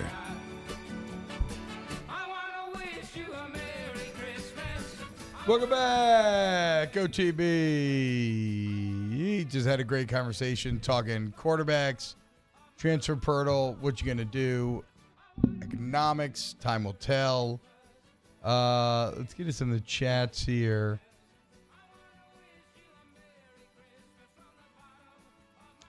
T-Bob is trying to marry a high school quarterback? Yeah, no. Look, here's all I'm saying is one of the biggest one single article that had one of the biggest impacts ever on me doing this job. There are always like pieces that you remember that just stand out in your mind for many years. And one of the ones from last season was The Athletic's deep dive onto elite quarterback commits and how often they stay at your school. And the bottom line is that a 5-star quarterback, I believe, stays at that school less than 50% of the time. And that's even if they play early, because a lot of times they do get thrown into the fire early. It doesn't go well, and then they end up leaving and going somewhere else. Somebody like a Bo Nix, right? The exact Bo Nix rhythm. So after that moment last year, I made peace with the fact that, like, I love landing Bryce Underwood, and you go after these things, and you hope they stick around. You hope they develop. I loved seeing Walker Howard commit here and, lead the charge, him and Will Campbell and recruiting and whatnot. But at the end of the day, I'm not going to lose any sleep with anybody transfers because that is my expectation. Because quite literally, the data says that is the exception, not the rule. And so that's what I mean by don't get married to a high school quarterback.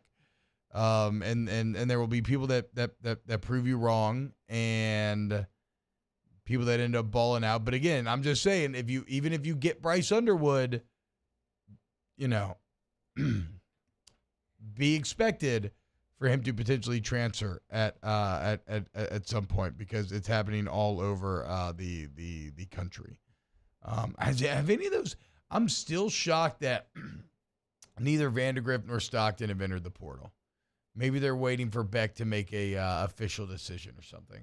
Yeah, I thought that was weird too. I thought one of them would announce the transfer last spring when they said that Carson Beck was going to win the starting job. I mean, these are guys that are really highly recruited. I think Gunnar Stockton could be a really good college quarterback. Vandegrift, he seems like he could be pretty solid as well. Yeah, I don't know what Kirby's doing over there, but it's a little odd.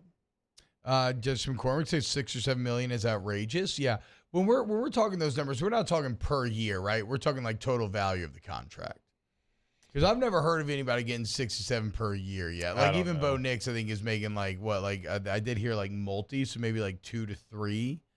You definitely have, of course, Tennessee's backup quarterback, Iamaleava, the 5-star they signed a couple years ago, signed an $8 million year deal, $2 million a year. That's one of the most extreme that we know of. That's dangerous out of high school, you know? Like I would save my big money quarterback money for the proven transfer portal commodities. I would think at least. Because like you just never know who's going to work out of high school, and like what if you're paying Iamaleava $2 million a year, and as he's practicing, you're like he just ain't it. Which is a bad place to be. I mean, obviously, could happen very easily. Yes, that's what I'm saying. Very, very, very easily. You know what he's going to do if he doesn't play? He's going to say, "I'm a leaving." Yes, dude. I am a leaving. Let's go, dude. Pretty good, sir. Well done. Well done, sir. But my thing is that if QB does transfer out, you're still in the same boat of going to get a maybe, of going to get a maybe so-so QB. So why start crapping on your recruits and building a bad rep? You're not in the same position. You're not, because I'm Ricky not Collins, fully understanding what he's trying to say. What is he trying to say? Earlier, he was saying if you bring in a transfer to compete with Nussmeier, with Colin Hurley coming in, he brought up Ricky Collins as an example. It could be any one of them, but let's just go with Collins. Everybody's placeholders in these situations. Collins is a freshman who has never played before. Let's look at some of the guys we're talking about. I mentioned Brendan Sorsby, so let's just go with him. He was a freshman last year, but he's played a lot of football. He has 15 touchdowns in college. He was the starter for 7 games before he got hurt. You're not in the same position because you have a young player, but this young player has experience. Ricky Collins and Colin Hurley do not have experience. So even if you have Nuss with a quality veteran quarterback behind him, you still have more experience in that room. You're not in the same spot. That's a net gain. You've added depth. That's a net gain. You're not in the same spot. It's a good point. Okay, Emil says Bo Nix is getting $1.8 million at Oregon right now. Damn. Shout out to him. No doubt. And now he's about to, but that's not even Bo Nix's greatest heist. It's going to be the Heisman come Friday if Washington can't win. I mean, have y'all seen the minus odds? It's out of control. Like Vegas is telling you that Jaden does not have a chance if Oregon wins on Friday and Nix plays well. And I have so many things are pissing me off about the Oregon Ducks right now. It's the PTSD of them getting this Washington rematch and not suffering any consequences for the regular season loss. Yep.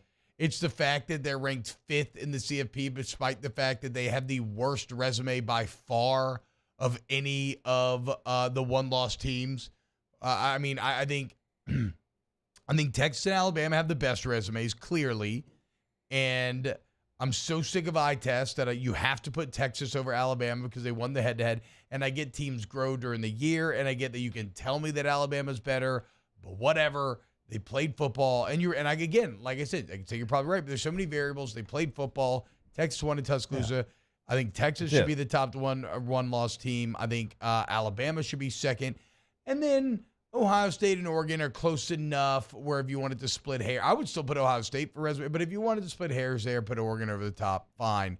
Oregon's just getting way too much heavy lifting in the eye test. They get this free, consequence-free rematch, and freaking Bo Nix is sitting here about to steal Grand Theft Heisman from Jaden Daniels. And I really like Dan Lanning. And it sucks that there's so many different elements that have me just hating Oregon going into this game Friday. So I think I would have Oregon at the very back end. Yeah, no, that's what I'm saying. Like, if you wanted to do the Ohio State, I mean, I go either way there, but Ohio State does. But, like, I think the Penn State wins maybe a little weird. I think I would maybe go Ohio State, Texas, Alabama, Oregon. I kind of think they're ranking Oregon as high as they are. Ohio State, okay. Yeah. I mean, but Texas and Alabama have played just such a good overall quality schedule. No, and you laid it out great out. yesterday. You did. Yeah. But like I looked at, I'll look it up again. There was a combined record of opponents, and Oregon's is like 72-72 on the year. I think they're ranking Oregon as high as they are just because they believe they have the best shot of those three teams to make the playoffs. So they're just ranking them fit because, like, if they beat Washington, the committee will look at it like, okay, you beat a top 5 team, you avenged your only loss, and you're a conference champion. I don't think, maybe they don't necessarily think that they are better right now. Well, no, but that's what sucks for a school like Texas, though, because if Texas wins the conference championship, Oregon will go in over them because they're ranked higher. Like, that's my point, is that I don't think they should be ranked higher up to that point, and it does have actual consequences. It's not just an opinion. Unless they just pull some crazy stuff and they're like, nah, Texas in. Which, granted, look, it's going to be real hard. They love money. It's going to be real hard to leave the Longhorns at home if they're sitting here 12-1 Big 12 champs. They're telling you, though, the committee's telling you that they overvalue Oregon and they don't value Alabama. Yeah. I mean, there's no other way to put it. Seeing where they're ranked right now, that's what they're telling you. They love Oregon. Bo Nix -190 on DraftKings right now. -190. Unbelievable. Just pathetic. Freaking madhouse. Let's go to break. When we get back, more OTB. Off the bench with Hester and T-Bob. Community Steel Company, communitysteelco.com. Purlin, tubing, steel buildings. Community Steel based in Gonzales, Louisiana, y'all. You can go see them today. Go meet the live and local sales team. They are a hoot and a holler. And look, I don't care if it's for your business or maybe just something for you personally, right? Like if you're one of the people that has an RV, you need a big like steel overhang. They have those multiple different sizes. Look, and that's the best part is you go to Gonzales, you see the product, you walk through the buildings like model homes, like you get hands on you. They're disrupting the steel market with their prices, and the real beneficiaries are us locals here in Louisiana. Go see them today, Community Steel Company. Yeah, metal buildings. Make a custom metal building from scratch. Roofing and sheet metal, right? You want to add a metal roof to your home. That's become in vogue. Well, you can do that with Community Steel. Trim. I mean, they do it all. You can find all that on the website, communitysteelco.com, 225-647-2020. Our listeners fire off their opinions on the jimsfirearms.net hotline at 499-1045. Keep listening for your next chance to shoot us your thoughts with the jimsfirearms.net hotline on 1045 ESPN Baton Rouge. There it is, the extra mile, on the border of expected and extraordinary for those willing to go further, like vans customized for work or play, with safety and tech to keep you connected. Supported by a 5-star sales, service, and finance team. And backed by the 1-star you know. So go the extra mile. It's never crowded because so few have what it takes to go there. Mercedes-Benz Vans.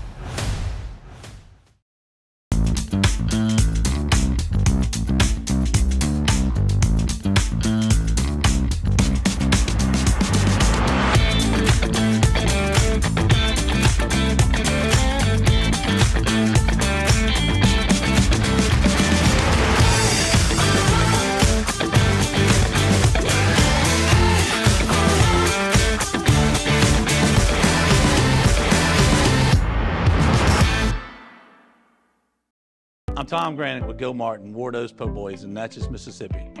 On behalf of the Granick family, we invite you to run, walk, or stroll in the second annual Rudolph Roll. Held on the beautiful Natchez Bluff, this holiday event will kick off at 8 a.m. on December 9th and will include a 10K, 5K, and 1-mile kids fun run. Along with the race, there will be live music, drinks, and of course, po' boys. We're looking forward to an even bigger party this year. For more information, please check out the link on Wardo's Facebook page or scan the QR code. Hope to see y'all there. The interior of an Infiniti is thoughtfully designed to be all about you. And by you, we mean every version of you. Because there's luxury you can feel, and there's luxury that lets you feel. Infinitely you. Experience luxury like never before with Infiniti Premium Care, included with the 2023 QX80 at your local retailer. Hey, boat owners, check it out. It is the holiday season, which means it's time to buy yourself a gift by taking your boat to the next level with our friends at Front to Back Boat Service. Now is the perfect time to upgrade your boat and get it ready for that warmer weather, whether that's trolling motors, HD sonar, anything and everything. The Sherman family's been at it for 30 years, and Devin's going to take you through 30 more. Find him on Facebook. Moscona inviting you to join us for Thursday's AFR, presented by the Aesthetic Medicine and Anti-Aging Clinics of Louisiana. We'll visit with Mike Triplett, and it's announcement day for linebacker Keelan Moses. We'll have the decision 3-6, 104.5 ESPN Baton Rouge.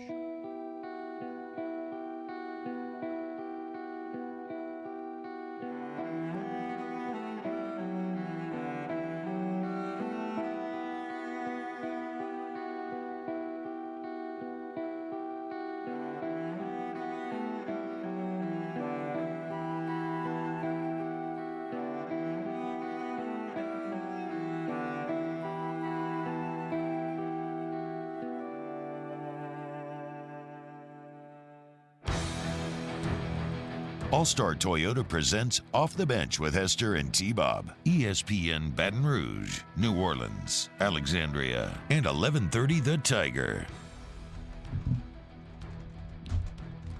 What's going on, y'all? Welcome back to Off the Bench. Happy Spotify Rap season. Yeah. Maybe the only thing that people care less about than your fantasy team is your Spotify Wrapped. Now, the danger of Spotify Wrapped is I think it's actually much more interesting to people than their fantasy team. So it's like the instinct is to want to share it. But nobody actually cares. Nobody actually cares. I've been very nice, though. Whenever I've been interacting with people and they've been telling about it, I've been acting really sincere about caring. Just to try to give them a little love. Like, I mentioned that it was like that at haircut yesterday, and then all of a sudden everybody's doing it, and they're like, look at this. And I was like, oh. See, but wow, that's awesome. Yeah. Look at that. That's crazy, dude. Good for you. It's really cool. But, like, I know, like, That's wild. John Baptiste would be your most listened to. Like, I know you. You're a friend, so I know that. Like, Again, not to flex. 1%. No. Zero, 0.01%. Yes. I'm in the top. Yeah, basically nobody. Nobody beats you. No, and I know that about you. John, please, I've tweeted you so many times through the years. Please, for the love of God, we're on in New Orleans. If anybody knows if I could ever get in touch with John Baptiste, please, God, let me know. Please. See, there you go. And I know that about you. Just like I would almost be willing to bet anything that Taylor's would be Luke Combs. Like, and I know that now, Mario. I have no idea. Yeah, mine would be. If I had Spotify, that would 100%. I'm shocked that YouTube doesn't do a YouTube Wrapped or anything. It might. I've never checked. Mine's probably Drake. I know y'all don't mess with Drake, but I love Drake. Yeah. I would never guess What? that. See, I would Just have like thought like 24/7. I would have thought like the Halloween theme song would have been the most. Like Pandora, I'm going to Drake radio most of the time. Yeah, I forgot he did Pandora. Okay. Okay, but it's not all Drake. It's just Drake and other pop rap in that same vein. Yes. Oh, Yes. Okay. With mostly Drake, but yes. Saying all connect. Look, all I'm saying, dude. Somebody just let me know. Anyway. I talked to his family at a Cinco de Mayo party. John Baptiste? Yeah, that was the closest I ever got.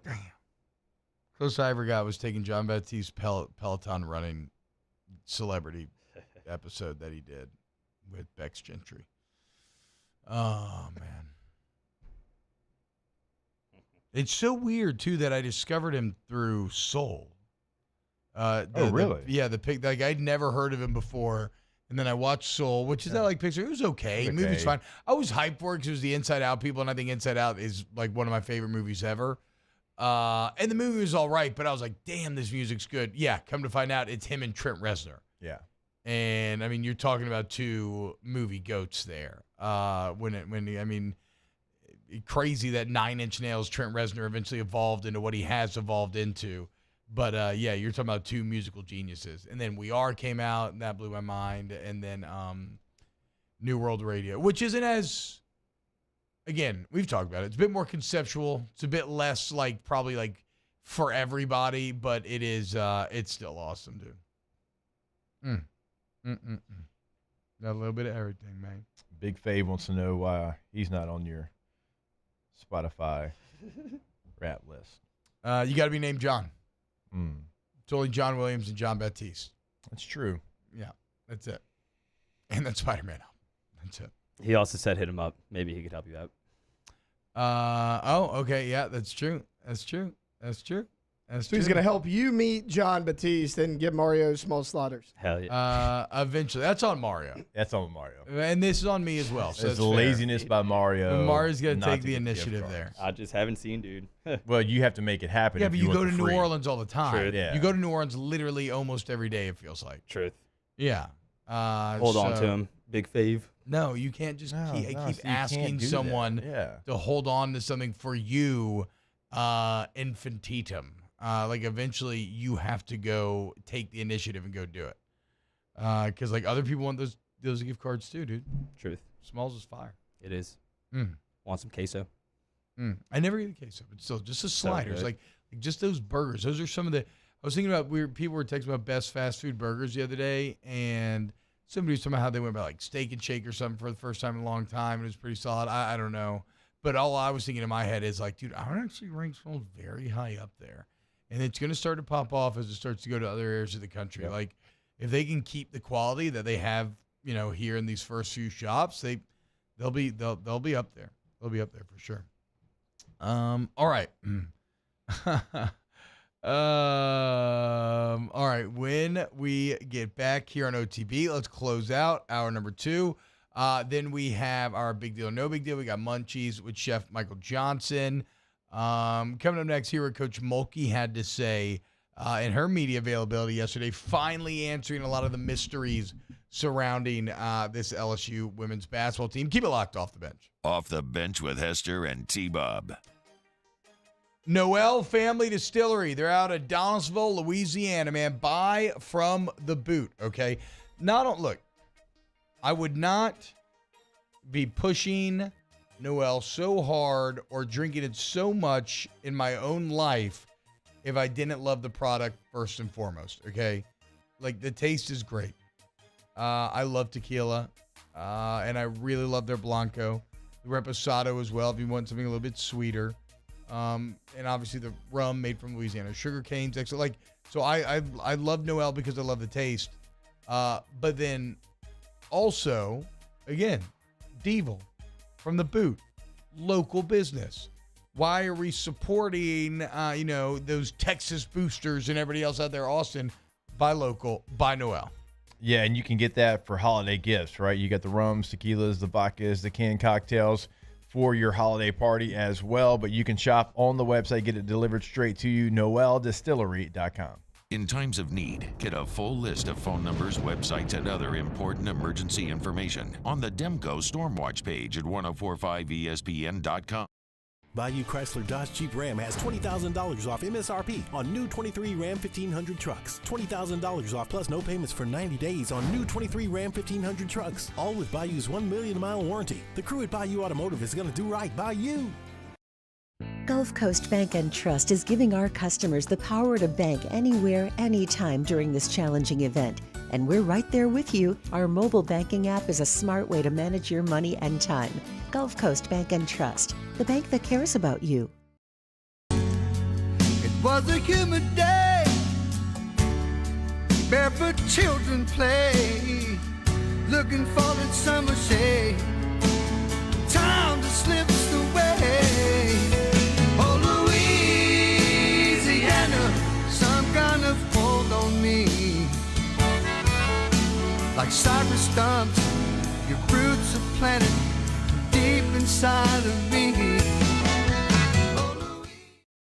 Follow us on Twitter at 1045ESPN to cast your vote in the Citizens Bank and Trust Poll of the Day. Vote daily inside Off the Bench, live at lunch on Palmer. And after further review, Citizens Bank and Trust brings you the Poll of the Day via Twitter at 1045ESPN. Bayou Ford is taking $10,000 off MSRP on all new 23 Ford F-150 Black Widow trucks, plus $2,750 discount APR and 5.9% for 72 months. All new Bayou Ford vehicles come with a 1 million mile warranty. The crew at Bayou Ford is going to do right by you. When it comes to ending cancer, we push forward, always working together for you. That's why our cancer experts at Ochsner have clinically integrated with MD Anderson Cancer Center. This means advanced cancer care, including access to life-saving clinical trials and integrating care to treat the whole you. Introducing Ochsner MD Anderson Cancer Center. Long live you. I've been doing business with Luba for 25 years. They're dependable, trustworthy. It's just the attention to detail with our clients. Our folks have years and years of experience. They're highly trained professionals, but many companies have that asset. What I'd like to think makes Luba a bit different is that we use those talents in a way that truly is dedicated to serving the needs of the folks who depend on us.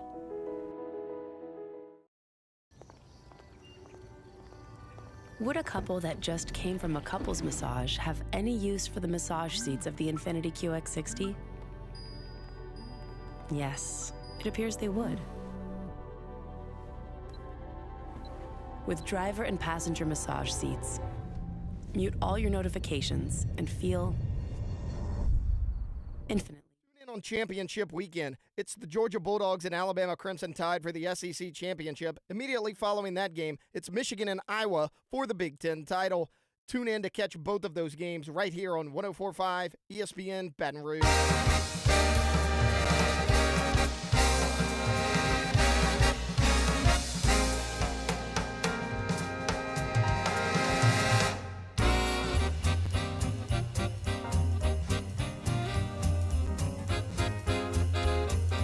All-Star Toyota presents Off the Bench with Hester and T-Bob. ESPN Baton Rouge, New Orleans, Alexandria, and 1130 The Tiger. You want to help out the OTB boys this holiday season? Hit the like button if you're watching on YouTube. All right. Coach Kim Mulkey met with the media yesterday. Some of these are quicker bites, but they do answer questions. Here is Mulkey on one. This is Mulkey one. This is the status of Angel, Poole, and Samaya. Angel's back, Katiri's not, and Samaya's done for the year. Sadly, she tore her knee up. That is the most Coach Mulkey answer. Yeah. Like, hey, here's what it is. Here's what it's going to be. And we're moving forward. I mean, just, you know what the Spartans would say? Laconic. New word. Whoa, hold on. Write down laconic. Here is Mulkey 2. Do they expect Kateri Poole back this season? You said that Kateri isn't back yet. Does that mean you do anticipate her return this year? Let's just leave it at that. Katiri's not with us right now. Okay. Here is Mulkey 3. Now we get a little bit longer here. How difficult is it to work Angel back in after the absence? It's not difficult at all. I've coached Angel for a year. Angel knows our system. Her playing with Morrow a little bit more will take place as we head down the season. But she's played with her in practice and things like that. So them being on the floor together should be really, really good. It may not be smooth, but it should be really good because Morrow's playing really good basketball right now. And then, look. That was not laconic. That was not. Did you look it up? I did. Using very few words to express what you mean. There you go. And I'm definitely going to use that today on the afternoon show, and I'll cite my work. That was something that the Spartans were always very famous for, this right? is Sparta, and just throw a heel kick. Yes, not a lot of BS, quick, to the point, then we shall dine in hell. Yeah. Mulkey 4, how big of a boost does it get an Angel back? Well, it's a boost having her back, period. It's not just against Virginia Tech. It's just for our team. She's just a tremendous player, one of the best players in the country. But yes, it's good. She gives us a good matchup with Kitley, but it's not just for this one game. It's for the rest of the season. And then finally, has Angel been practicing? Angel is available to play tomorrow. But if you want to know, Angel's been practicing. Do you want to know how many hours, how many days, specifics? She's not going to show up tomorrow and play a game. Damn. All right, so Virginia Tech, 8 p.m. tonight in the PMAC. Top 10 matchup, rematch of last year's Final Four. Go pack out the PMAC. Like Coach Bogey said, I know a lot of y'all bought tickets. Yep. I know it's comfortable to watch at home, but this team needs your support. You're looking for something fun to do this Thursday night. Well, the PMAC's the place to be. Shout out to Les and Coach Kim Mulkey. When we get back, big deal or no big deal, then Munchies and Chef Michael Johnson. Keep it locked right here on Off the Bench.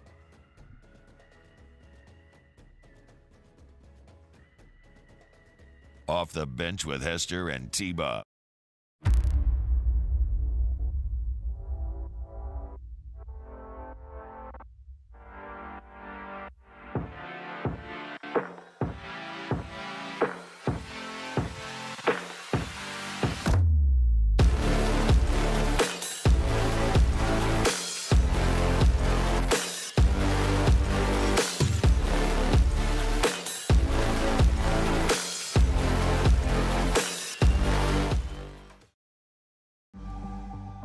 The interior of an Infiniti is thoughtfully designed to be all about you.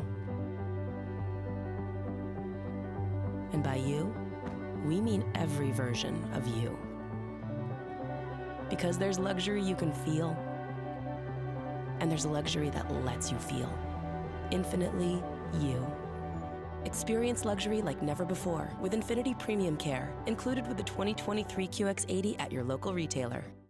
Gulf Coast Office Products is a nationally recognized Savin office equipment dealer based right here in Louisiana. Over 100 employees strong, Gulf Coast has the boots on the ground to support all vertical markets from education, engineering, legal, and finance. With the latest in office technology from desktop to production segment units, Gulf Coast and Savin have the perfect fit for you. Call 225-756-2644.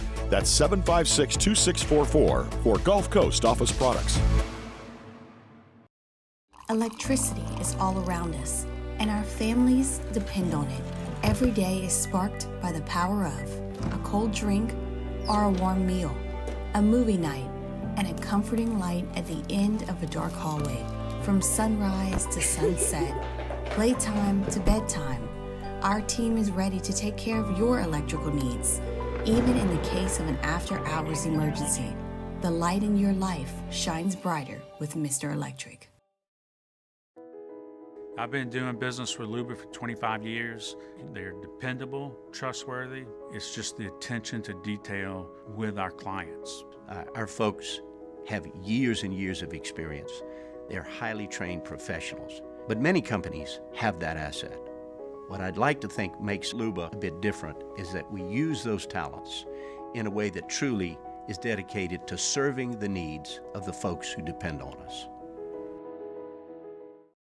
Dylan Cruz here to tell you about Six Rings Baseball and Softball Camp. If you live on the North Shore and play ball, go to Six Rings Camps with former LSU assistant coach Dan Canaveri. His knowledge is second to none, and your child will improve and have fun doing it. Camps were held at Coquille Park and Six Rings Academy in Covington with 4 sessions over the summer. Full day and morning only sessions are available from ages 7 to 13. Go to sixringsbaseball.com or call 985-206-9096. Learn the game to love the game.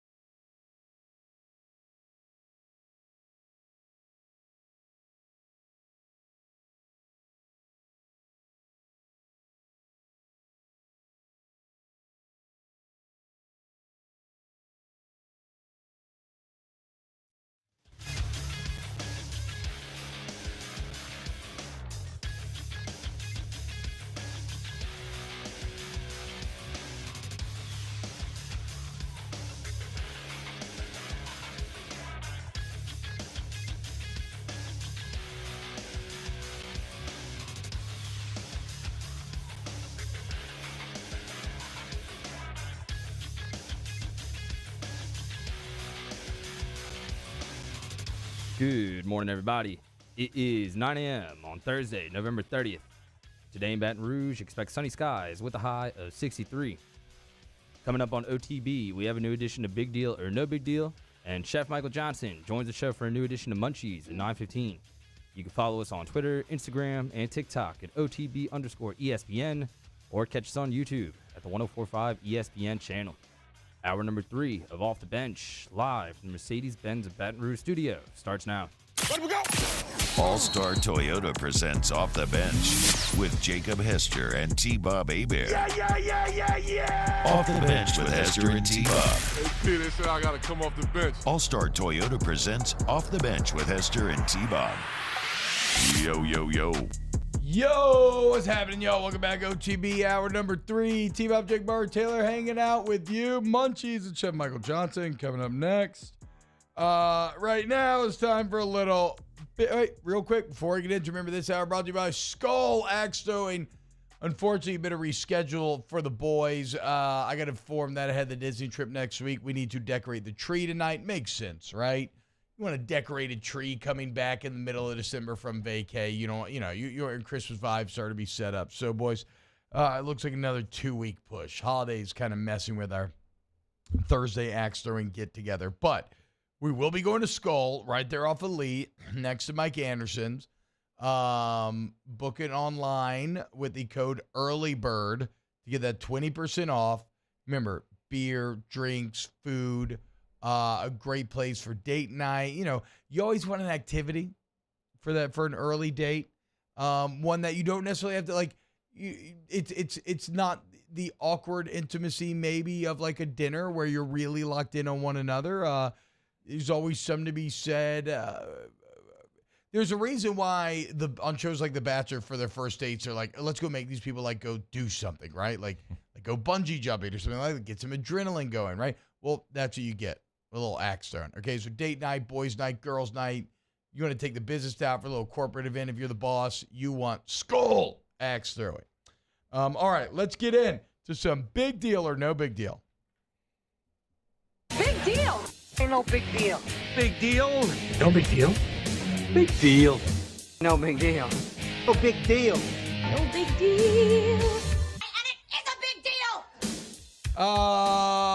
Big deal or no big deal? Max Johnson transferring to the UNC Tar Heels. I'm going to say no big deal. UNC is a program that can win a lot of games. They can have nice seasons, but they just had a run with Drake May, who's going to potentially be a top 5 draft choice, and it still didn't matter. So for that reason, no big deal. Yeah, I agree. No big deal. Yeah. Not going to have an impact. I think it's a bit, and I'm kidding, no big deal. Yeah. Okay. Yeah, no big deal. That's a bad one on my part. Okay, Jake, what you got? I got a better one next, I think. You think? We'll see. All right. Big deal or no big deal? This is something that happened about a week ago, but we never talked about it. LSU Athletics has announced that they will have some upgrades for Death Valley, including new lighting and video boards. So I don't know what that lighting is, but we had a whole segment about lighting. It's LED lighting. It's got to be. I know, but we talked about it. I'm saying, purple? there's no other way. Well, LEDs can go to whatever color you want. Yeah, I know, but like Alabama, it's going to be like the red, the flash of red. Yeah, I'm saying you can do whatever you want. You go purple gold. You could do red or something, or maybe you want to do a Christmas thing, or I don't know. It's the tight part about it. Yeah, and it says other upgrades designed to enhance the game day experience. So I don't know what that means. I think speakers was one of the things that they mentioned. So new lights, new speakers, new video board, and that needed to happen, and I'm glad it is happening because, you got a great home schedule next year. You've got Oklahoma, UCLA, Alabama, all coming into Tiger Stadium. I would create massive slides instead of the ramp so that you could just slide down from the upper decks of Tiger Stadium How would you and get up? down in a more, you climb the ramps to get up. But then on the way out, if you're too old or you don't want to ride the slide, that's fine. You can just walk down the ramps. But if you just want a little speed, a little fun on your way out, Just like really, really big slides. Just seems like a hazard for some reason with the crowds and all the drunk people. Nah, I don't know. think so at all. I don't think at all it seems like a hazard or a potential lawsuit waiting to happen. I disagree. As you knock down the table sitting next to you, I'm sure you would do great sliding down the slides. I mean, I would. I would love it. Be hammered. I mean, y'all know how I feel about it. I don't think it's a huge deal, but hey, LSU getting with the times, I guess. Hey, Maybe it'll look cool. Look, y'all know me. I'm pretty like Penn State's got a great uniform guy, but they needed to do some of that. Yeah. Without question. I'm an LED Andy. I freaking love it. Massive deal. My whole deal was only do it when you want a big crowd pop. Do it every play. After every first down, give me a seizure with flashing purple and yellow. Yeah, it won't lose at all. I'll go big deal on this. I'm always for, like, if something enhances the game day experience, I'm for it. I think this enhances it. It doesn't necessarily take away anything. I like it. Also, there's just too many small schools that have already done this. You know, like you gotta. Yeah. You can't be letting these boutique stadiums outdo the cathedral, the centerpiece of your state that is Death Valley.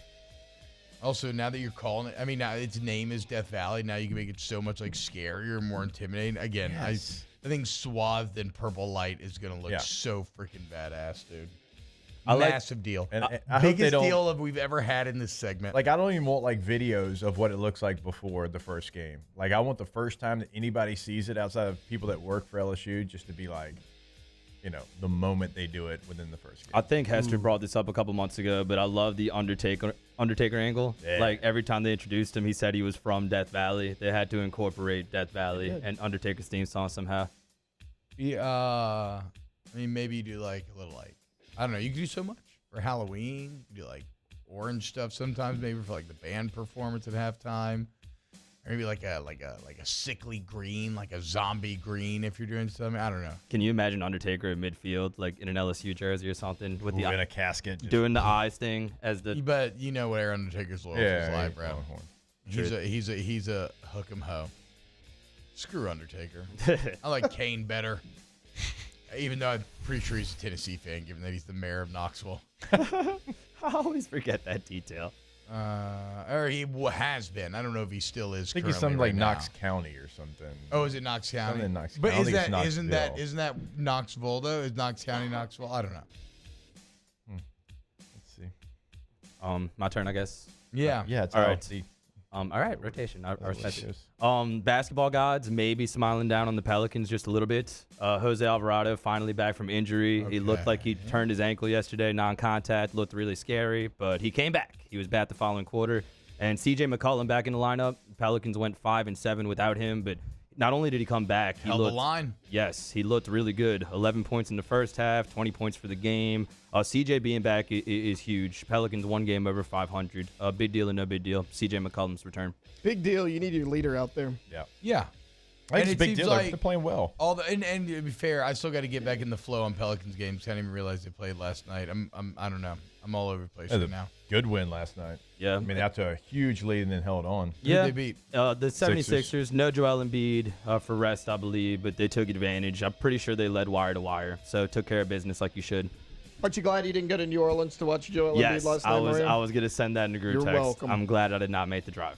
Why? You would have watched them win. Truth. But, yeah, I feel you. But still, watched them on my couch. It was fun. I think that this is a big deal because, like I said, yeah, they held the line, right? Like they avoided the disaster while they were a bit unhealthy, and now they're just getting healthier and healthier. Trey Murphy's right around the corner. Yeah. Now at this point, He was doubtful for the game yesterday, so he Okay, got so upgraded. we're already on the injury reports. It's doubtful. McCollum back, Alvarado back. You learned and grew a lot of guys in their absence anyway. It seems like McCollum's messaging is finally getting through to the team in terms of what it means to be a professional basketball player. I'd say big deal. Pel's hot right now, and they're about to hang a banner, baby. Should be mentioned, Zion had his best game of the season, too. 11-12 from the field, 33 points, 8 rebounds, Jesus. 6 assists, too. He's just so incredible at finishing around the rim, dude. Yeah, the Pelicans with added shooting, with his gravity, it could look really good in a couple months. Taylor? Yeah, so the Browns have elevated Joe Flacco to their number 2 quarterback spot. I may not sound like a big deal, but Dorian Thompson-Robinson is still in concussion protocol, so If all things continue like this, Joe Flacco's going to start for the Browns on Sunday, possibly. Flacco back in the NFL. Big deal or no big deal? Massive deal, because the Browns are an elite defense, and now you add an elite quarterback. Like, that's a recipe for a Super Bowl. Massive deal for Cleveland Brown fans. I'm just surprised that, like, there's some, like, Colt McCoy still out there, and some of the quarterbacks that are getting an opportunity to work out and be on the practice squad in case of emergency, you know, like a Joe Flacco. Look, shout out to Joe Flacco, sure.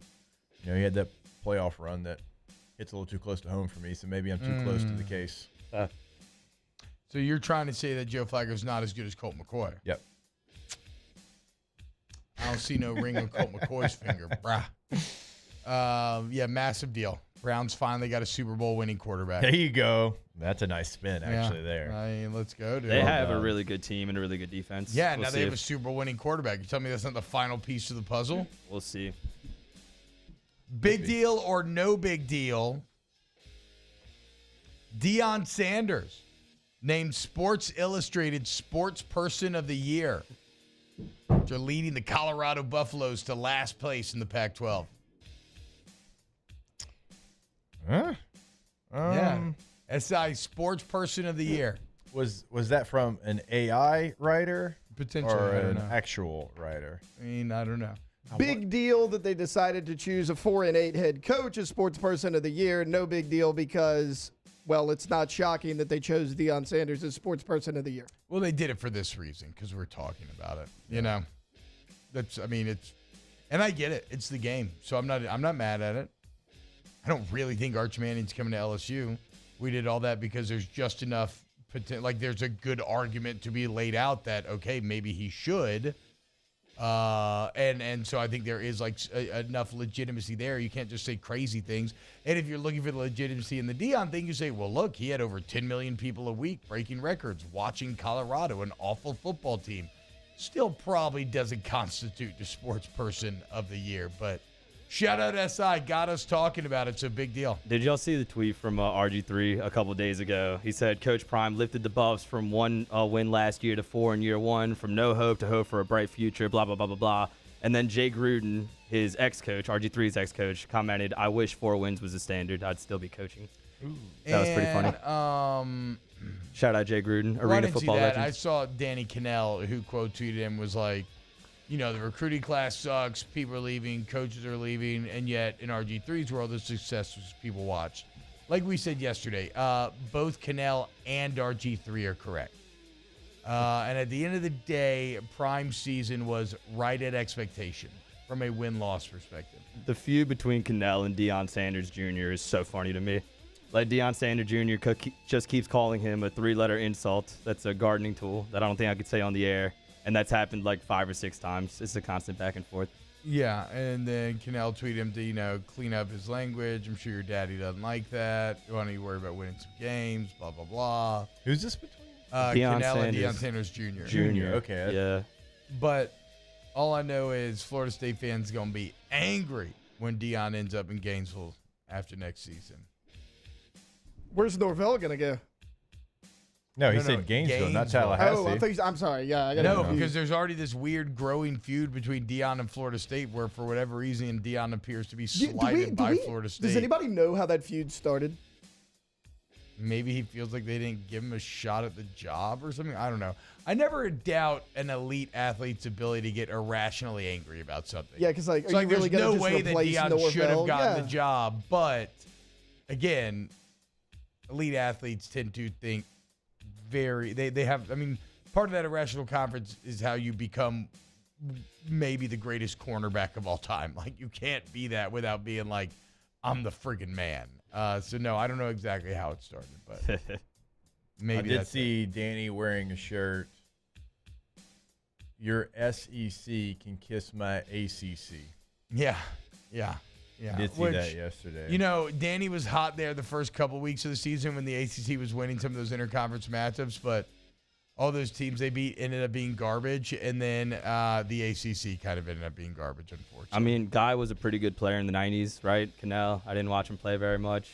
He seems to be a solid analyst, but at this point, No. Danny knows exactly what he's doing. Oh, Danny's playing the game more than anyone. That's what I was getting ready to Yes. say. He gives me Darren Ravel vibes at this Oh point. no. Yeah. Like Danny does a Well, really Ravel nice job. knows what he's doing too, though. Yeah, but Danny's cooler than Ravel. But that's like what I'm hanging saying. out with Danny. Like he is like one of the dudes, and he knows exactly what he's doing, and that's why we're talking about it. You know. I bet you hanging out with Ravel would be pretty cool as well. I think so. You do it and let me know how it goes. I would love to that's get what beers I'm with saying. You do Ravel it. for sure. Let me know how it goes.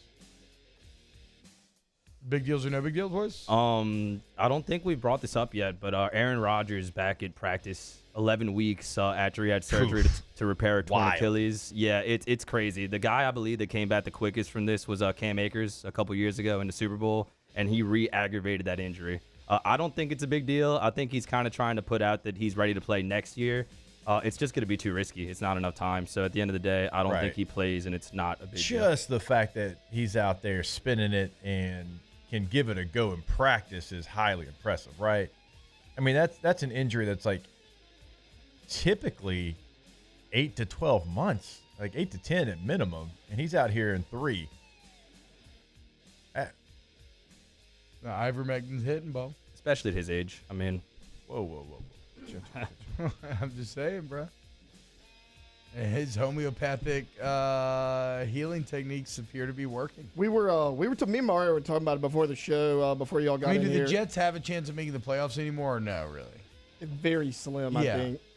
Me and Mario were talking about it before the show. There's a chance this all goes very badly for Aaron Rodgers, and I'm not just talking about his time on the Jets. Let's say he comes back, he plays poorly, they miss the playoffs. Packers, if they keep playing like they are, they're going to make the playoffs and have a better record this year with him or without him than they did last year with him. McCarthy's having success in Dallas, and he blamed McCarthy for his shortcomings in Green Bay. So it's like there's a chance all these little things happen, and Aaron Rodgers kind of looks like a clown at the end of the year. Yeah, I mean, I would say this was a big deal if the Jets had held serve, but the fact that they're kind of dead makes this not a big deal because, again, why would you fight so hard to come back this year now? That's it. Big deal or no big deal in the books. When we get back, Chef Michael Johnson answers your Munchies questions. Get him in the chat. We'll bring him down next here on OTB. OTB, OT.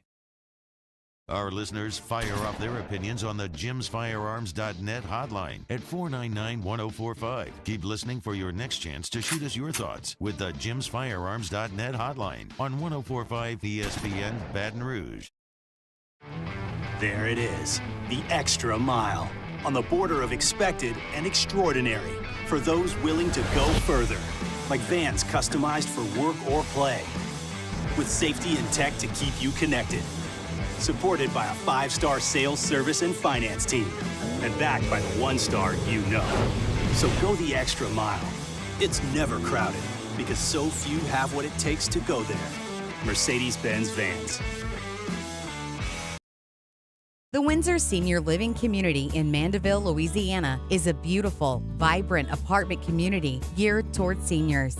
They are nestled right in the heart of Mandeville, where seniors live a more carefree lifestyle in spacious apartments with the peace of mind that comes from having a little extra help. Call the Windsor at 985-624-8040 to schedule a lunch and tour. Come see how the Windsor can be your passport to peace of mind. Hey, boat owners, check it out. It is the holiday season, which means it's time to buy yourself a gift by taking your boat to the next level with our friends at Front to Back Boat Service. Now is the perfect time to upgrade your boat and get it ready for that warmer weather, whether that's trolling motors, HD sonar, anything and everything. The Sherman family's been at it for 30 years, and Devin's going to take you through 30 more. Find them on Facebook at Front to Back Boat Service or go to fronttobackboatservice.com. Would a couple that just came from a couples massage have any use for the massage seats of the Infiniti QX60? Yes, it appears they would. With driver and passenger massage seats, mute all your notifications and feel infinitely you.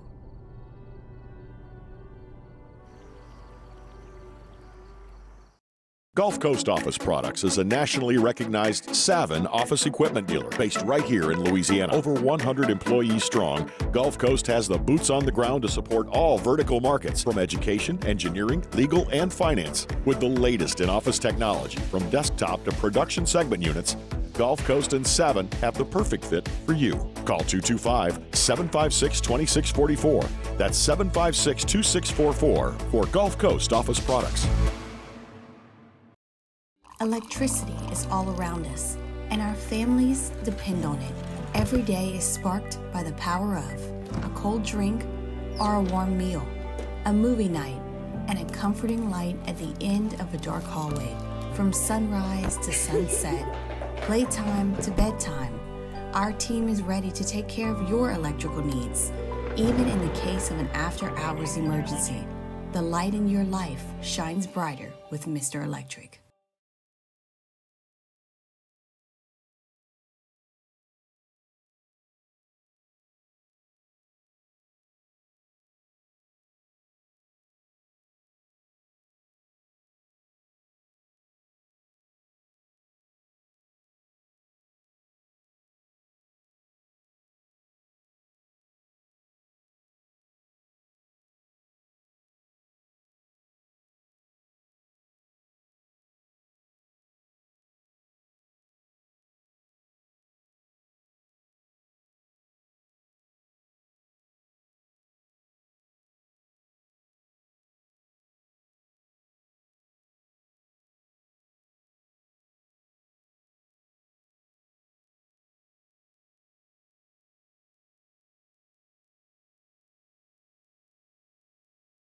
From Jolie Pearl Oyster Bar and Town Square Pizza, Paul Nolan will be with us. Dwayne Colucci is with us, and Matt Humans from Las Vegas. Live at lunch, 11 a.m. weekdays on 104.5 ESPN Baton Rouge.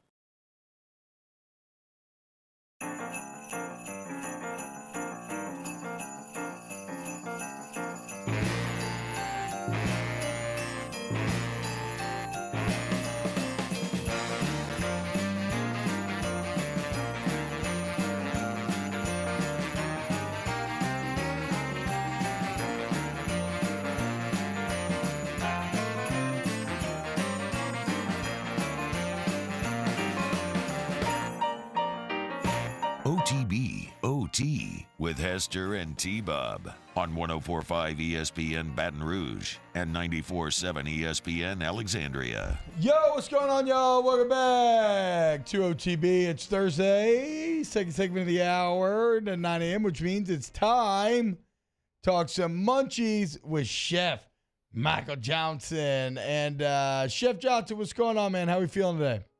I'm good, brother. How are you?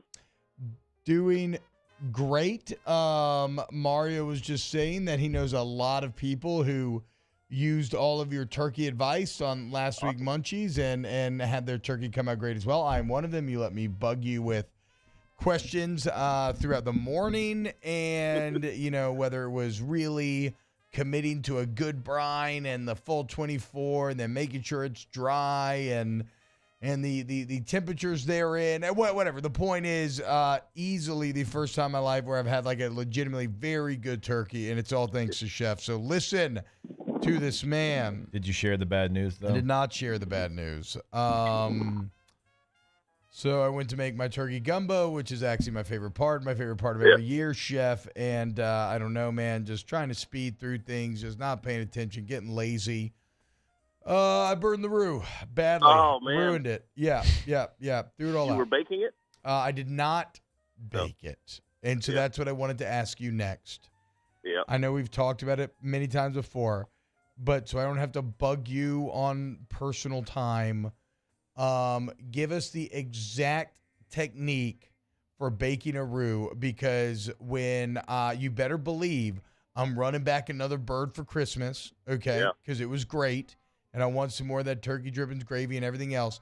But also, I have to avenge myself on this turkey gumbo. So my plan is, after I'm going to Disney every week, after that, I'm going to do like a little warm-up gumbo, a little test run with baking the roux, and then so hopefully I'm ready by Christmas. What is your what is the exact process for baking the roux? And what am I using? Like a Le Creuset, like a cast iron? Like what are we talking about? Yeah, I mean a cast iron, just a cast iron that has high walls on it. You know, you're using equal parts flour and oil. Yes. Canola is what we use, and you know, you mix them together so that they're nice and well uniform, so that you don't have dry pockets. And the wonderful thing about it is, T-Bob, is that you can put it in the oven and walk away from it, unlike a stovetop roux. Yes. And it's not going to get sideways on you, right? So preheat your oven to about 325.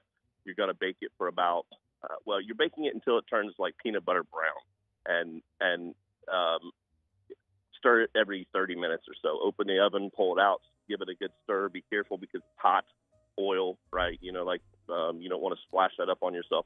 So every 30 minutes or so. Yep. The reason you're stirring it is to agitate the stuff on the bottom to bring it up. But because it's uniformly being baked, you know, like the oil is the same heat throughout. You're not getting that intense heat from the bottom, which a flame does. Yes. So it's going to cook more uniformly, and you know, it takes a lot. It takes a lot longer amount of time to do it, but it's just uniform. You know, like it's tolerant of you having other things to do and be able to walk away from it. And if you accidentally go to 45 minutes, it's not going to ruin the roux. And do I, what temperature you said on the oven? 325. 325. Wow. And it doesn't get too hot. Okay. Well, I mean, if you don't feel comfortable with that, you can go lower. It's just going to take longer. Yeah. Right? And you see what I'm saying? So I use 325 because I'm religious about the 30 minutes. If you do it every 30 minutes, set a timer and stir it, you know, 2.5, 3 hours, you're going to be good. Okay. I'm in, Chef. Thank you. Thank you. And you're not bothering me by texting me. You know that. Full disclosure. So the Tuesday morning, when you text me and asked me about the brine, I popped out of bed and I was like, oh God. And I had forgotten my frozen turkey in my truck overnight. Oh man, it was so close. Yeah. So you saved me. How about, Chef, when I texted you on Thanksgiving, you were already up at 3:30 in the morning getting it ready for the fam. How'd the meal end up going? It was exceptional, man. You know, like we got up and made breakfast for the football team here. The boys enjoyed that. And then, you know, right back home to you know, getting everything at the house done. And, you know, there's seldom a time where I put as much energy into the food as I do the food for my children. You know what I mean? Like, it's just one of those moments where it's important to put all your heart into your food. And so my kids have come to enjoy that. And, you know, I not to say that I don't put that into the food for the athletes, but, you know, it's just a little bit extra when it's your children, you know. And they brought a couple of friends over, and we had a nice meal at the house, and everybody laid out and was calm for about 2 hours after. Hell yeah, dude. Hell yeah. No doubt they were. What about, so right now, you know, last regular season game, you get a victory there. Obviously, you know, you've got multiple sports and athletes coming through. But, like, what's this time like maybe for, you know, you and work-wise? Is it slowed down a little bit, or is it still just same fast forward? Yeah, there's a lot of planning for the spring, you know. There is a slight pause here, like, we're waiting for our football practice schedule for the bowl game because that's always impacted here. You know, finals weeks. Honestly, sometimes finals weeks can be some of the busiest weeks that we have. It depends on how well finals are going. You know, like when the kids are stressed, they tend to eat more. You know, they kind of reach for that comfort in food. And I think it's kind of dependent on how finals are going. To be honest with you, it's an interesting time, but it does afford us some organization right now to, you know, get stuff cleaned and organized in the kitchen that we've, you know, larger tasks that have been putting off because we were too busy. So we always stay busy. You know, there's always something to be done. So we just reapply it somewhere else. Yeah. Hashtag Munchies. How do you make boudin without it busting open? So you steam it or you poach it like in a warm liquid. And that goes with any sausage really. Now it is going to soak into the ends a little bit, but that's why you can steam it. Like the casing's made of a natural casing, right? So what you're trying to do is keep that moist during the cooking process, and then pull it out and let it air dry or steam dry, and then put it onto the dry pan or the grill to crisp it up. And that goes with any sausage, yeah. Okay, steam first, then basically, okay, Yeah. and then just So give the- it like the a little steam has- sear. the steam has a denser heat to it, right? Like liquid has greater density to it, and it's moist, so it's not going to allow the skin to dry out. What happens is the skin dries out, it cracks, you lose all your flavor, and then it starts, when it's on a flame or something, it starts, that just gets out of hand. The first drip of grease flares, the flare heats up more than it tears. You want to avoid that at all costs. Hashtag Munchies. Have you ever made traditional figgy pudding? I've not. Nope. Hashtag Munchies. Sorry, I almost walked into a bad one. I've almost done that like 3 times today. Yeah, it constantly happens here. I like this one. Hashtag Munchies. Is there a customer you remember in a negative way that will stick with you forever? Like you can almost see their face, Chef. Yeah, absolutely. Yeah. There's been a couple. Like we had a couple. I worked at Fleming's for a while. We had a couple that would come in like every Tuesday night at like 10:30 at night. Like the kitchen's closed. We're all like ready to go, and they would come in and like habitual, like just time and time again. Okay. It just no kind of consideration for the fact. The deal is that the hours are open, so we're going to cook food, but you haven't seen a table in an hour and a half, and then this two-top comes in every Tuesday at 10:30, and it just delays the rest of your evening or going home and actually getting some rest. So I also had a gentleman while I was working there that he liked his steak well done, and I mean covered in cayenne, like blackened with cayenne, nothing but cayenne. And the first time he came in, I was like, oh man, this guy's about to get it. And I literally powdered that thing so thick with cayenne, and then put it on the grill and cooked it. And I was like, this guy is going to get burnt. And he sent a tip back to the kitchen that was the best thing he's ever had. Oh, my God. A well-done cayenne-crusted steak? Yeah. I mean, it just folded in on me quick. Oh, wow.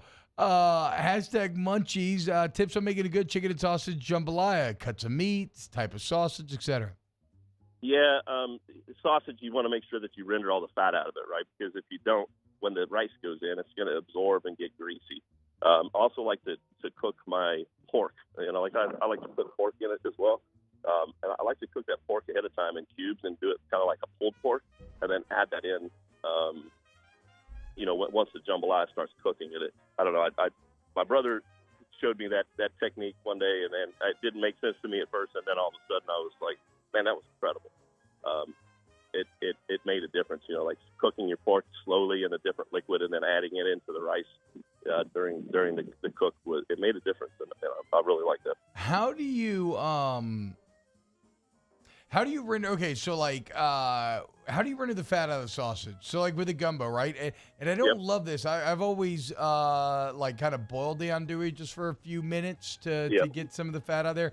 But I do find that it's not like a game breaker, but it does lead to kind of a chewier piece of meat.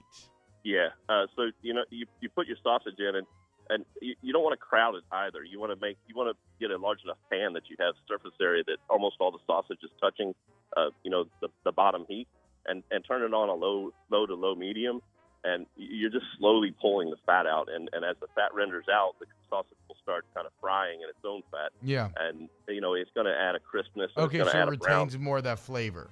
Yeah. Right. Yeah. Okay. Yeah. Hashtag Munchies. How to make a good Alfredo sauce for pasta? Alfredo originally was just like some cream and finished with an egg yolk. And if you're doing it that way, it's super volatile because putting an egg yolk into that sauce, it can get sideways on you pretty quick. If it's too hot, it's going to cook and it's going to scramble or turn mealy. And so we actually make a Alfredo with all the seasonings and just with half and half, and thicken it with cornstarch, to be honest with you. And if you can get the flavoring right with the liquid and the seasonings, the cornstarch is going to thicken it without having all that fat in your diet, right? And that's one of the things that we have to worry about here at the Nutrition Center. That obviously cream tastes good because of all the fat in it. Yeah. But we do cream and seasoning, saute the garlic, put the half and half in there, and then a little slurry to thicken it up, and it's much healthier for you. Chef, do you use pre-mixed spices or mix your own? We have a little of both. There's some spices that you just, it's going to be easier to do.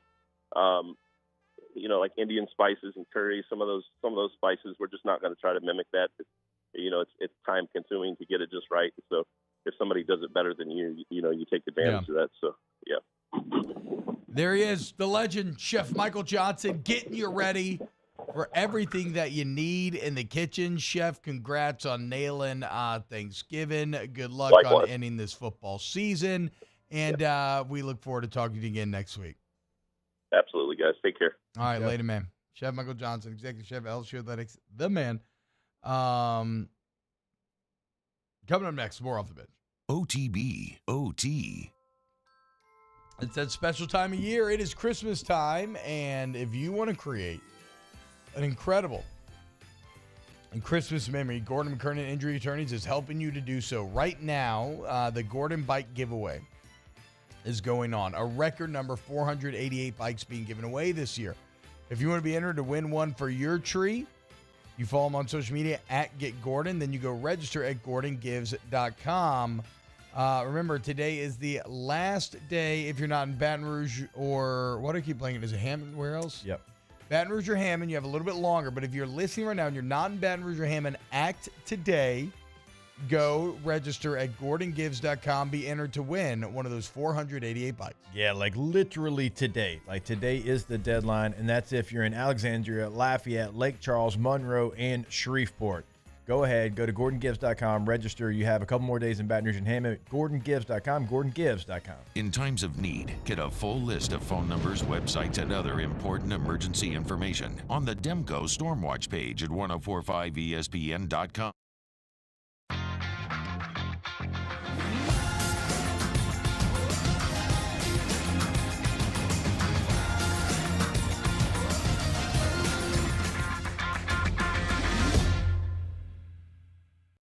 The world's leaders in obesity research, obesity medicine, and obesity science are right here. We're doing something that no one's ever done or trying to answer a question that no one's ever asked before. Pennington is a real jewel when it comes to research.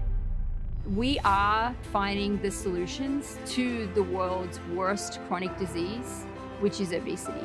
Louisiana needs Pennington Biomedical.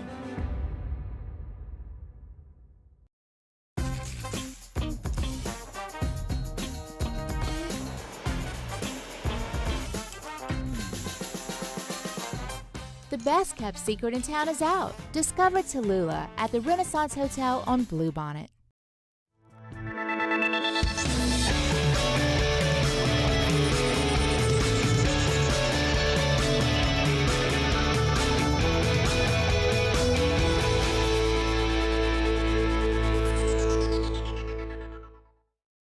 Gulf Coast Office Products is a nationally recognized Savin office equipment dealer based right here in Louisiana. Over 100 employees strong, Gulf Coast has the boots on the ground to support all vertical markets from education, engineering, legal, and finance. With the latest in office technology from desktop to production segment units, Gulf Coast and Savin have the perfect fit for you. Call 225-756-2644. That's 756-2644 for Gulf Coast Office Products. I've been doing business with Lumis for 25 years. They're dependable, trustworthy. It's just the attention to detail with our clients. Our folks have years and years of experience. They're highly trained professionals. But many companies have that asset. What I'd like to think makes Luba a bit different is that we use those talents in a way that truly is dedicated to serving the needs of the folks who depend on us.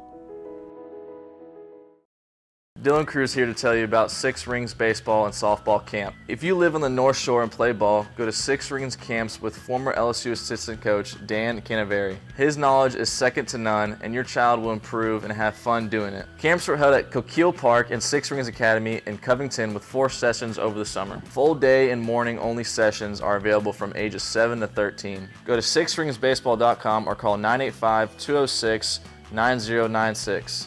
Learn the game to love the game. Hey, boat owners, check it out. It is the holiday season, which means it's time to buy yourself a gift by taking your boat This Sunday for a trio of NFL games. We start with the noon kickoff, the Dolphins at Commanders. Immediately following that game, it's 49ers and Eagles. And then the nightcap, the Kansas City Chiefs at Green Bay Packers. Catch all three of those games right here on 104.5 ESPN Baton Rouge.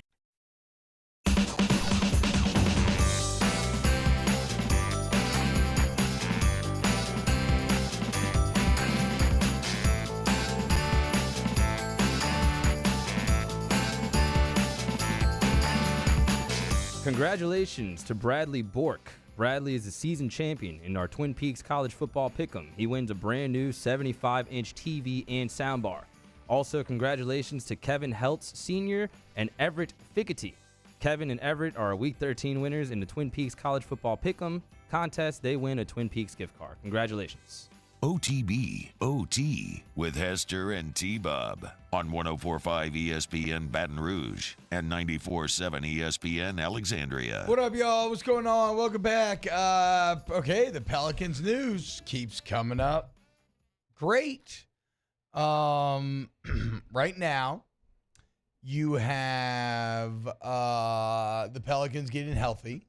You have them playing in the quarterfinals of the in-season tournament. Is that in Sacramento, though, I believe? Oh, no, it's in... Oh, it is in New Orleans. Let's I thought it was in Sacramento. I think it's in Sac-Town. Yeah, I think and it's it a is. late boy. It's No. Monday at like 9 or something. Yes, it is. And then the semifinals moves to Vegas. I Okay. believe. So, yeah. Well, whatever. You have the Pelicans in the quarterfinals of the in-season tournament.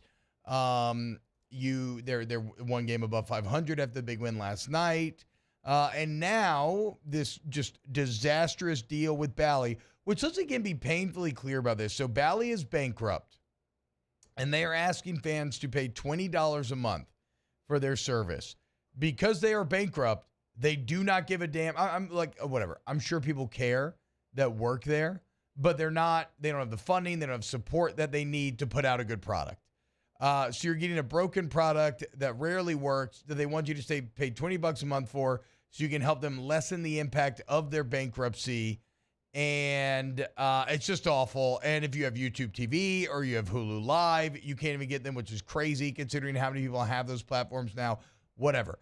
The point is, the NBA, because many teams are partnered with Bally, have now allowed 10 games to be shown on local television. And right now, according to NOLA.com, report by, let's see, is this by Christian Clark? Yes.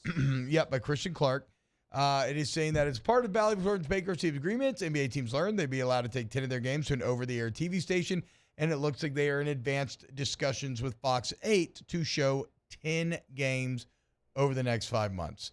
10 is still entirely too little. It's ridiculous. It's frustrating, but it is still 10 games that will be infinitely easier to watch and infinitely better broadcast than what you are dealing with Bally Sports. So a bit more good news for Pelicans fans there. For sure. It says in the article that the Pelicans declined to confirm this news, but I definitely trust Christian's reporting. And there's some challenges here, supposedly, because they have financial issues and, everything you have to put together to put a TV broadcast. But I hope this works out, man. Like, the broadcast team that they have is so good between Joel and AD and Jen Hale. Like, the team is awesome. Yes, people need to be able to watch them. It's kind of crazy that it's come down to this, but hopefully something happens here. If you can't hear AD, be like, see, that's what I'm talking about, Joel. Right there. And not just from Pelicans fans. Like, if you see national NBA people, they're constantly, like, in the top 5 best broadcast teams. Well, yeah, I mean, come on, dude. Joel used to call Lakers. What are you talking about? Yeah. I mean, he's one of the legends of the game. And AD, as good as he is, I'd argue has improved a lot since he first got, that job. And he's a great, like, elite color guy. He's not afraid to disagree with Joel sometimes. Yeah. He always brings the energy. Like, those two put together are excellent. And he has great insight into what's actually taking place on the court, I would say, for sure. So I think they're great. How about this? And this is why the Bally thing was so frustrating from the beginning. Because you were at a crossroads with the Pelicans. The Saints sucked. You were trying to gain heart and mind share. You're trying to grow this franchise. You should be good. Under the current agreement with Bally Sports, this is from Christian's article, the maximum number of households the Pelicans can reach tops out at 700,000. A deal with Fox 8 and its affiliates would allow the Pelicans to reach 7 million households. You are talking 8 times. Does that get up to even 9 times? What's 7? 9 times 7. Math is hard. Why am I blinking on 9 times 7? You Is that said 72? 700,000, 7 million. Is that what you said? Yeah, but I'm It'd be saying 10 what's 9 times 7? No, 10 times. Yeah. 700,000 times 10, 7. Yeah, you're right. I'm being dumb. Wow, God, I'm being dumb. What the hell's wrong with me? Yeah, so 10x. I mean that's just whatever. At least it's finally almost over. And I'm excited. I hope this news gets confirmed. And remember that that the quarterfinal game will be on TNT. The midseason tournament matters, and it's a big deal. Hang the frickin' banner. Let's go, Pelis. Yeah, I agree. Win the you season don't have series. any banners. Remember that if you want to bet on the NBA, You might have like a. Any banners? They used to have the division championship from 2008, just like they used to have the retired Pete Maravich jersey, but for some reason they took it down. if you want to bet on the NBA, you do want to go to the DraftKings Sportsbook app. You download the DraftKings Sportsbook app right now. But remember, it's not just NBA, okay? It's all of your favorite sports. I mean, NFL, game day deals. If you're a returning customer, it's always awesome. They got all kind of boosts that you can take advantage of. If you're talking any of your favorite college sports, NHL, whatever, you want to do multi-game parlays, same-game parlays. You want to be multi-league parlays, right? Like you want to throw in a dash of each and every sport. You can play however you want to play on the DraftKings Sportsbook app. And we're celebrating the NBA right now, DraftKings. You get $150 instantly in bonus bets if you bet $5 on basketball, win or lose, okay? And that's if you're a new customer signing up with the promo code Baton Rouge. So, however you want to play, the bottom line is that it's just more fun when you have stakes in the game. Like I said, like the other week when it's my buddy's 40th birthday, we're just watching Sports Backyard. I don't care about any of these college teams that are playing basketball, but you know what's fun? Put it on, live bet something all together, and then all of a sudden you have stakes in the game. Like it's just the best. Now, you got gamble responsibly, all of that. But if it's your new customer, promo code Baton Rouge, $5, $150 in bonus bets instantly only. DraftKings Sportsbook, the crown is yours. Gambling problem? Call 1-800-GAMBLER, 1-800-426-2537. Must be 21 or older. Physically present in Louisiana. Select parishes only. Licensee partner Golden Nugget, Lake Charles. Eligibility and deposit restrictions apply. Bonus specs expire 168 hours after issuance. Terms at sportsbook.draftkings.com/basketball. Terms. Go take advantage. Championship weekend. A lot of good gambling to be had. God, our gambling guy said that he would take he said that he would buy Oregon all the way up to -14. That basically Vegas just keeps trying to find a number that people will start betting on Washington on, and they just haven't found it. It's been bet up up to 9.5 right now. Yeah, I got to 10 yesterday at one time. You got to double, yeah. Because okay, when I was so doing, finally some pushback though at 10. Because during off campus, I was watching it grow. I forget who we had Brock Heward on. And we were talking about the game, and like in that moment, I saw it go from 9.5 to 10, and I was like, "Whoa, double digits!" I mean, I don't know. That does not make sense to me. Again, it's just because all the numbers and everything say that should be the case, but that's a beautiful part about football, right? Human beings have a way of making numbers go awry. We'll see, Oregon. Everybody's crowned you. Don't screw it up. When we get back, more off the bench. OTB, OT. CentralPlumbing.org, 925-8552, CentralPlumbing.org. All your plumbing problems solved. One-stop shop. Central Plumbing. Licensed, bond insured, flat rate pricing, which is probably my favorite parts. You know, like you go to check out and you're like, it's $1 million. Right? Great warranty as well. Send you information ahead of time about who's coming into your home so you feel that comfortability. And with 5 decades of experience, shout out to the Payne family, you can't hit them with anything they don't know how to solve. They got a massive fleet, too, so they're always ready to take care of you.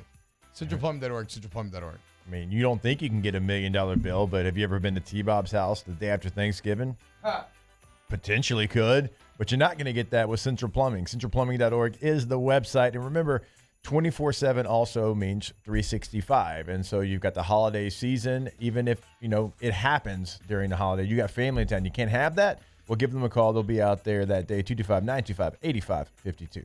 Our listeners fire off their opinions on the jimsfirearms.net hotline at 499-1045. Keep listening for your next chance to shoot us your thoughts with the jimsfirearms.net hotline on 1045 ESPN Baton Rouge. Breck teamed up to reimagine your parks, and you imagined big. With your help, we went to work, creating 12 beautiful community parks across the parish. A family-sized water park, miles and miles of trails, and parks just for your dogs. There are more places to splash, to explore, to run wild, and even soar. You imagined, we delivered. Gold. Breck, your #1 park system in the nation. There it is, the extra mile, on the border of expected and extraordinary, for those willing to go further, like vans customized for work or play, with safety and tech to keep you connected, supported by a 5-star sales, service, and finance team, and backed by the 1-star you know. So go the extra mile. It's never crowded, because so few have what it takes to go there. Mercedes-Benz Vans.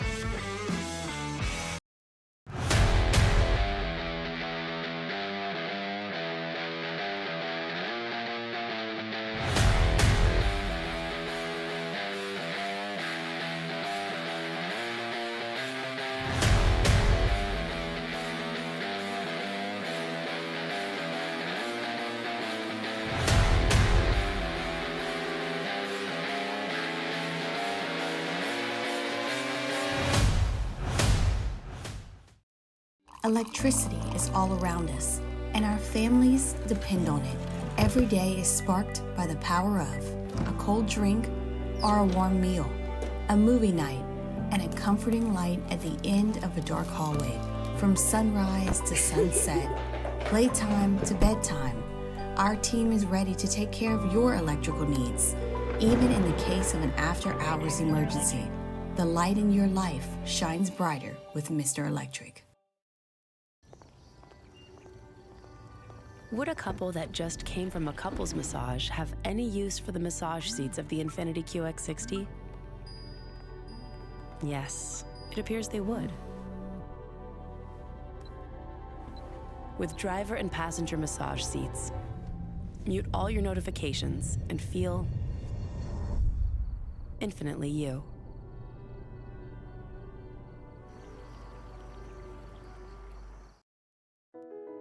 I've been doing business with Lumis for 25 years. They're dependable, trustworthy. It's just the attention to detail with our clients. Our folks have years and years of experience.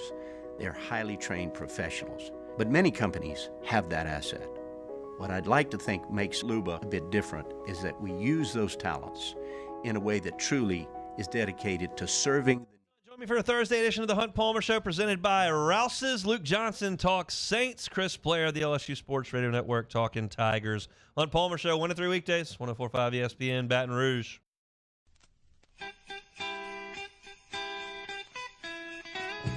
Grandma got run over by a reindeer walking home from our house Christmas Eve. OTB, OT, with Hester and T-Bob on 104.5 ESPN Baton Rouge and 94.7 ESPN Alexandria. Remember, if you're feeling a little cruddy this holiday season, get to Pace Plus Urgent Care, Pace Plus at UC.com, where you see the difference. They're going to get you right. You walk right in. Ask about the membership. $20 a month, but you can pay just like for a flat fee for the year. You get 10% off, which is great. And if you go twice, you're already coming out ahead of the curve, and you get unlimited visits. So if you're someone who finds you have to deal with a lot of this kind of stuff, or you got little biohazard kids just constantly bringing sickness in the house, it is definitely worth exploring. You got biohazard goats in your house? Yeah, exactly. Wow. It's just they're all at school all the time. I mean, there's just a ton of them just running around school, sneezing on each other, yelling at each other. Patient Plus will help you.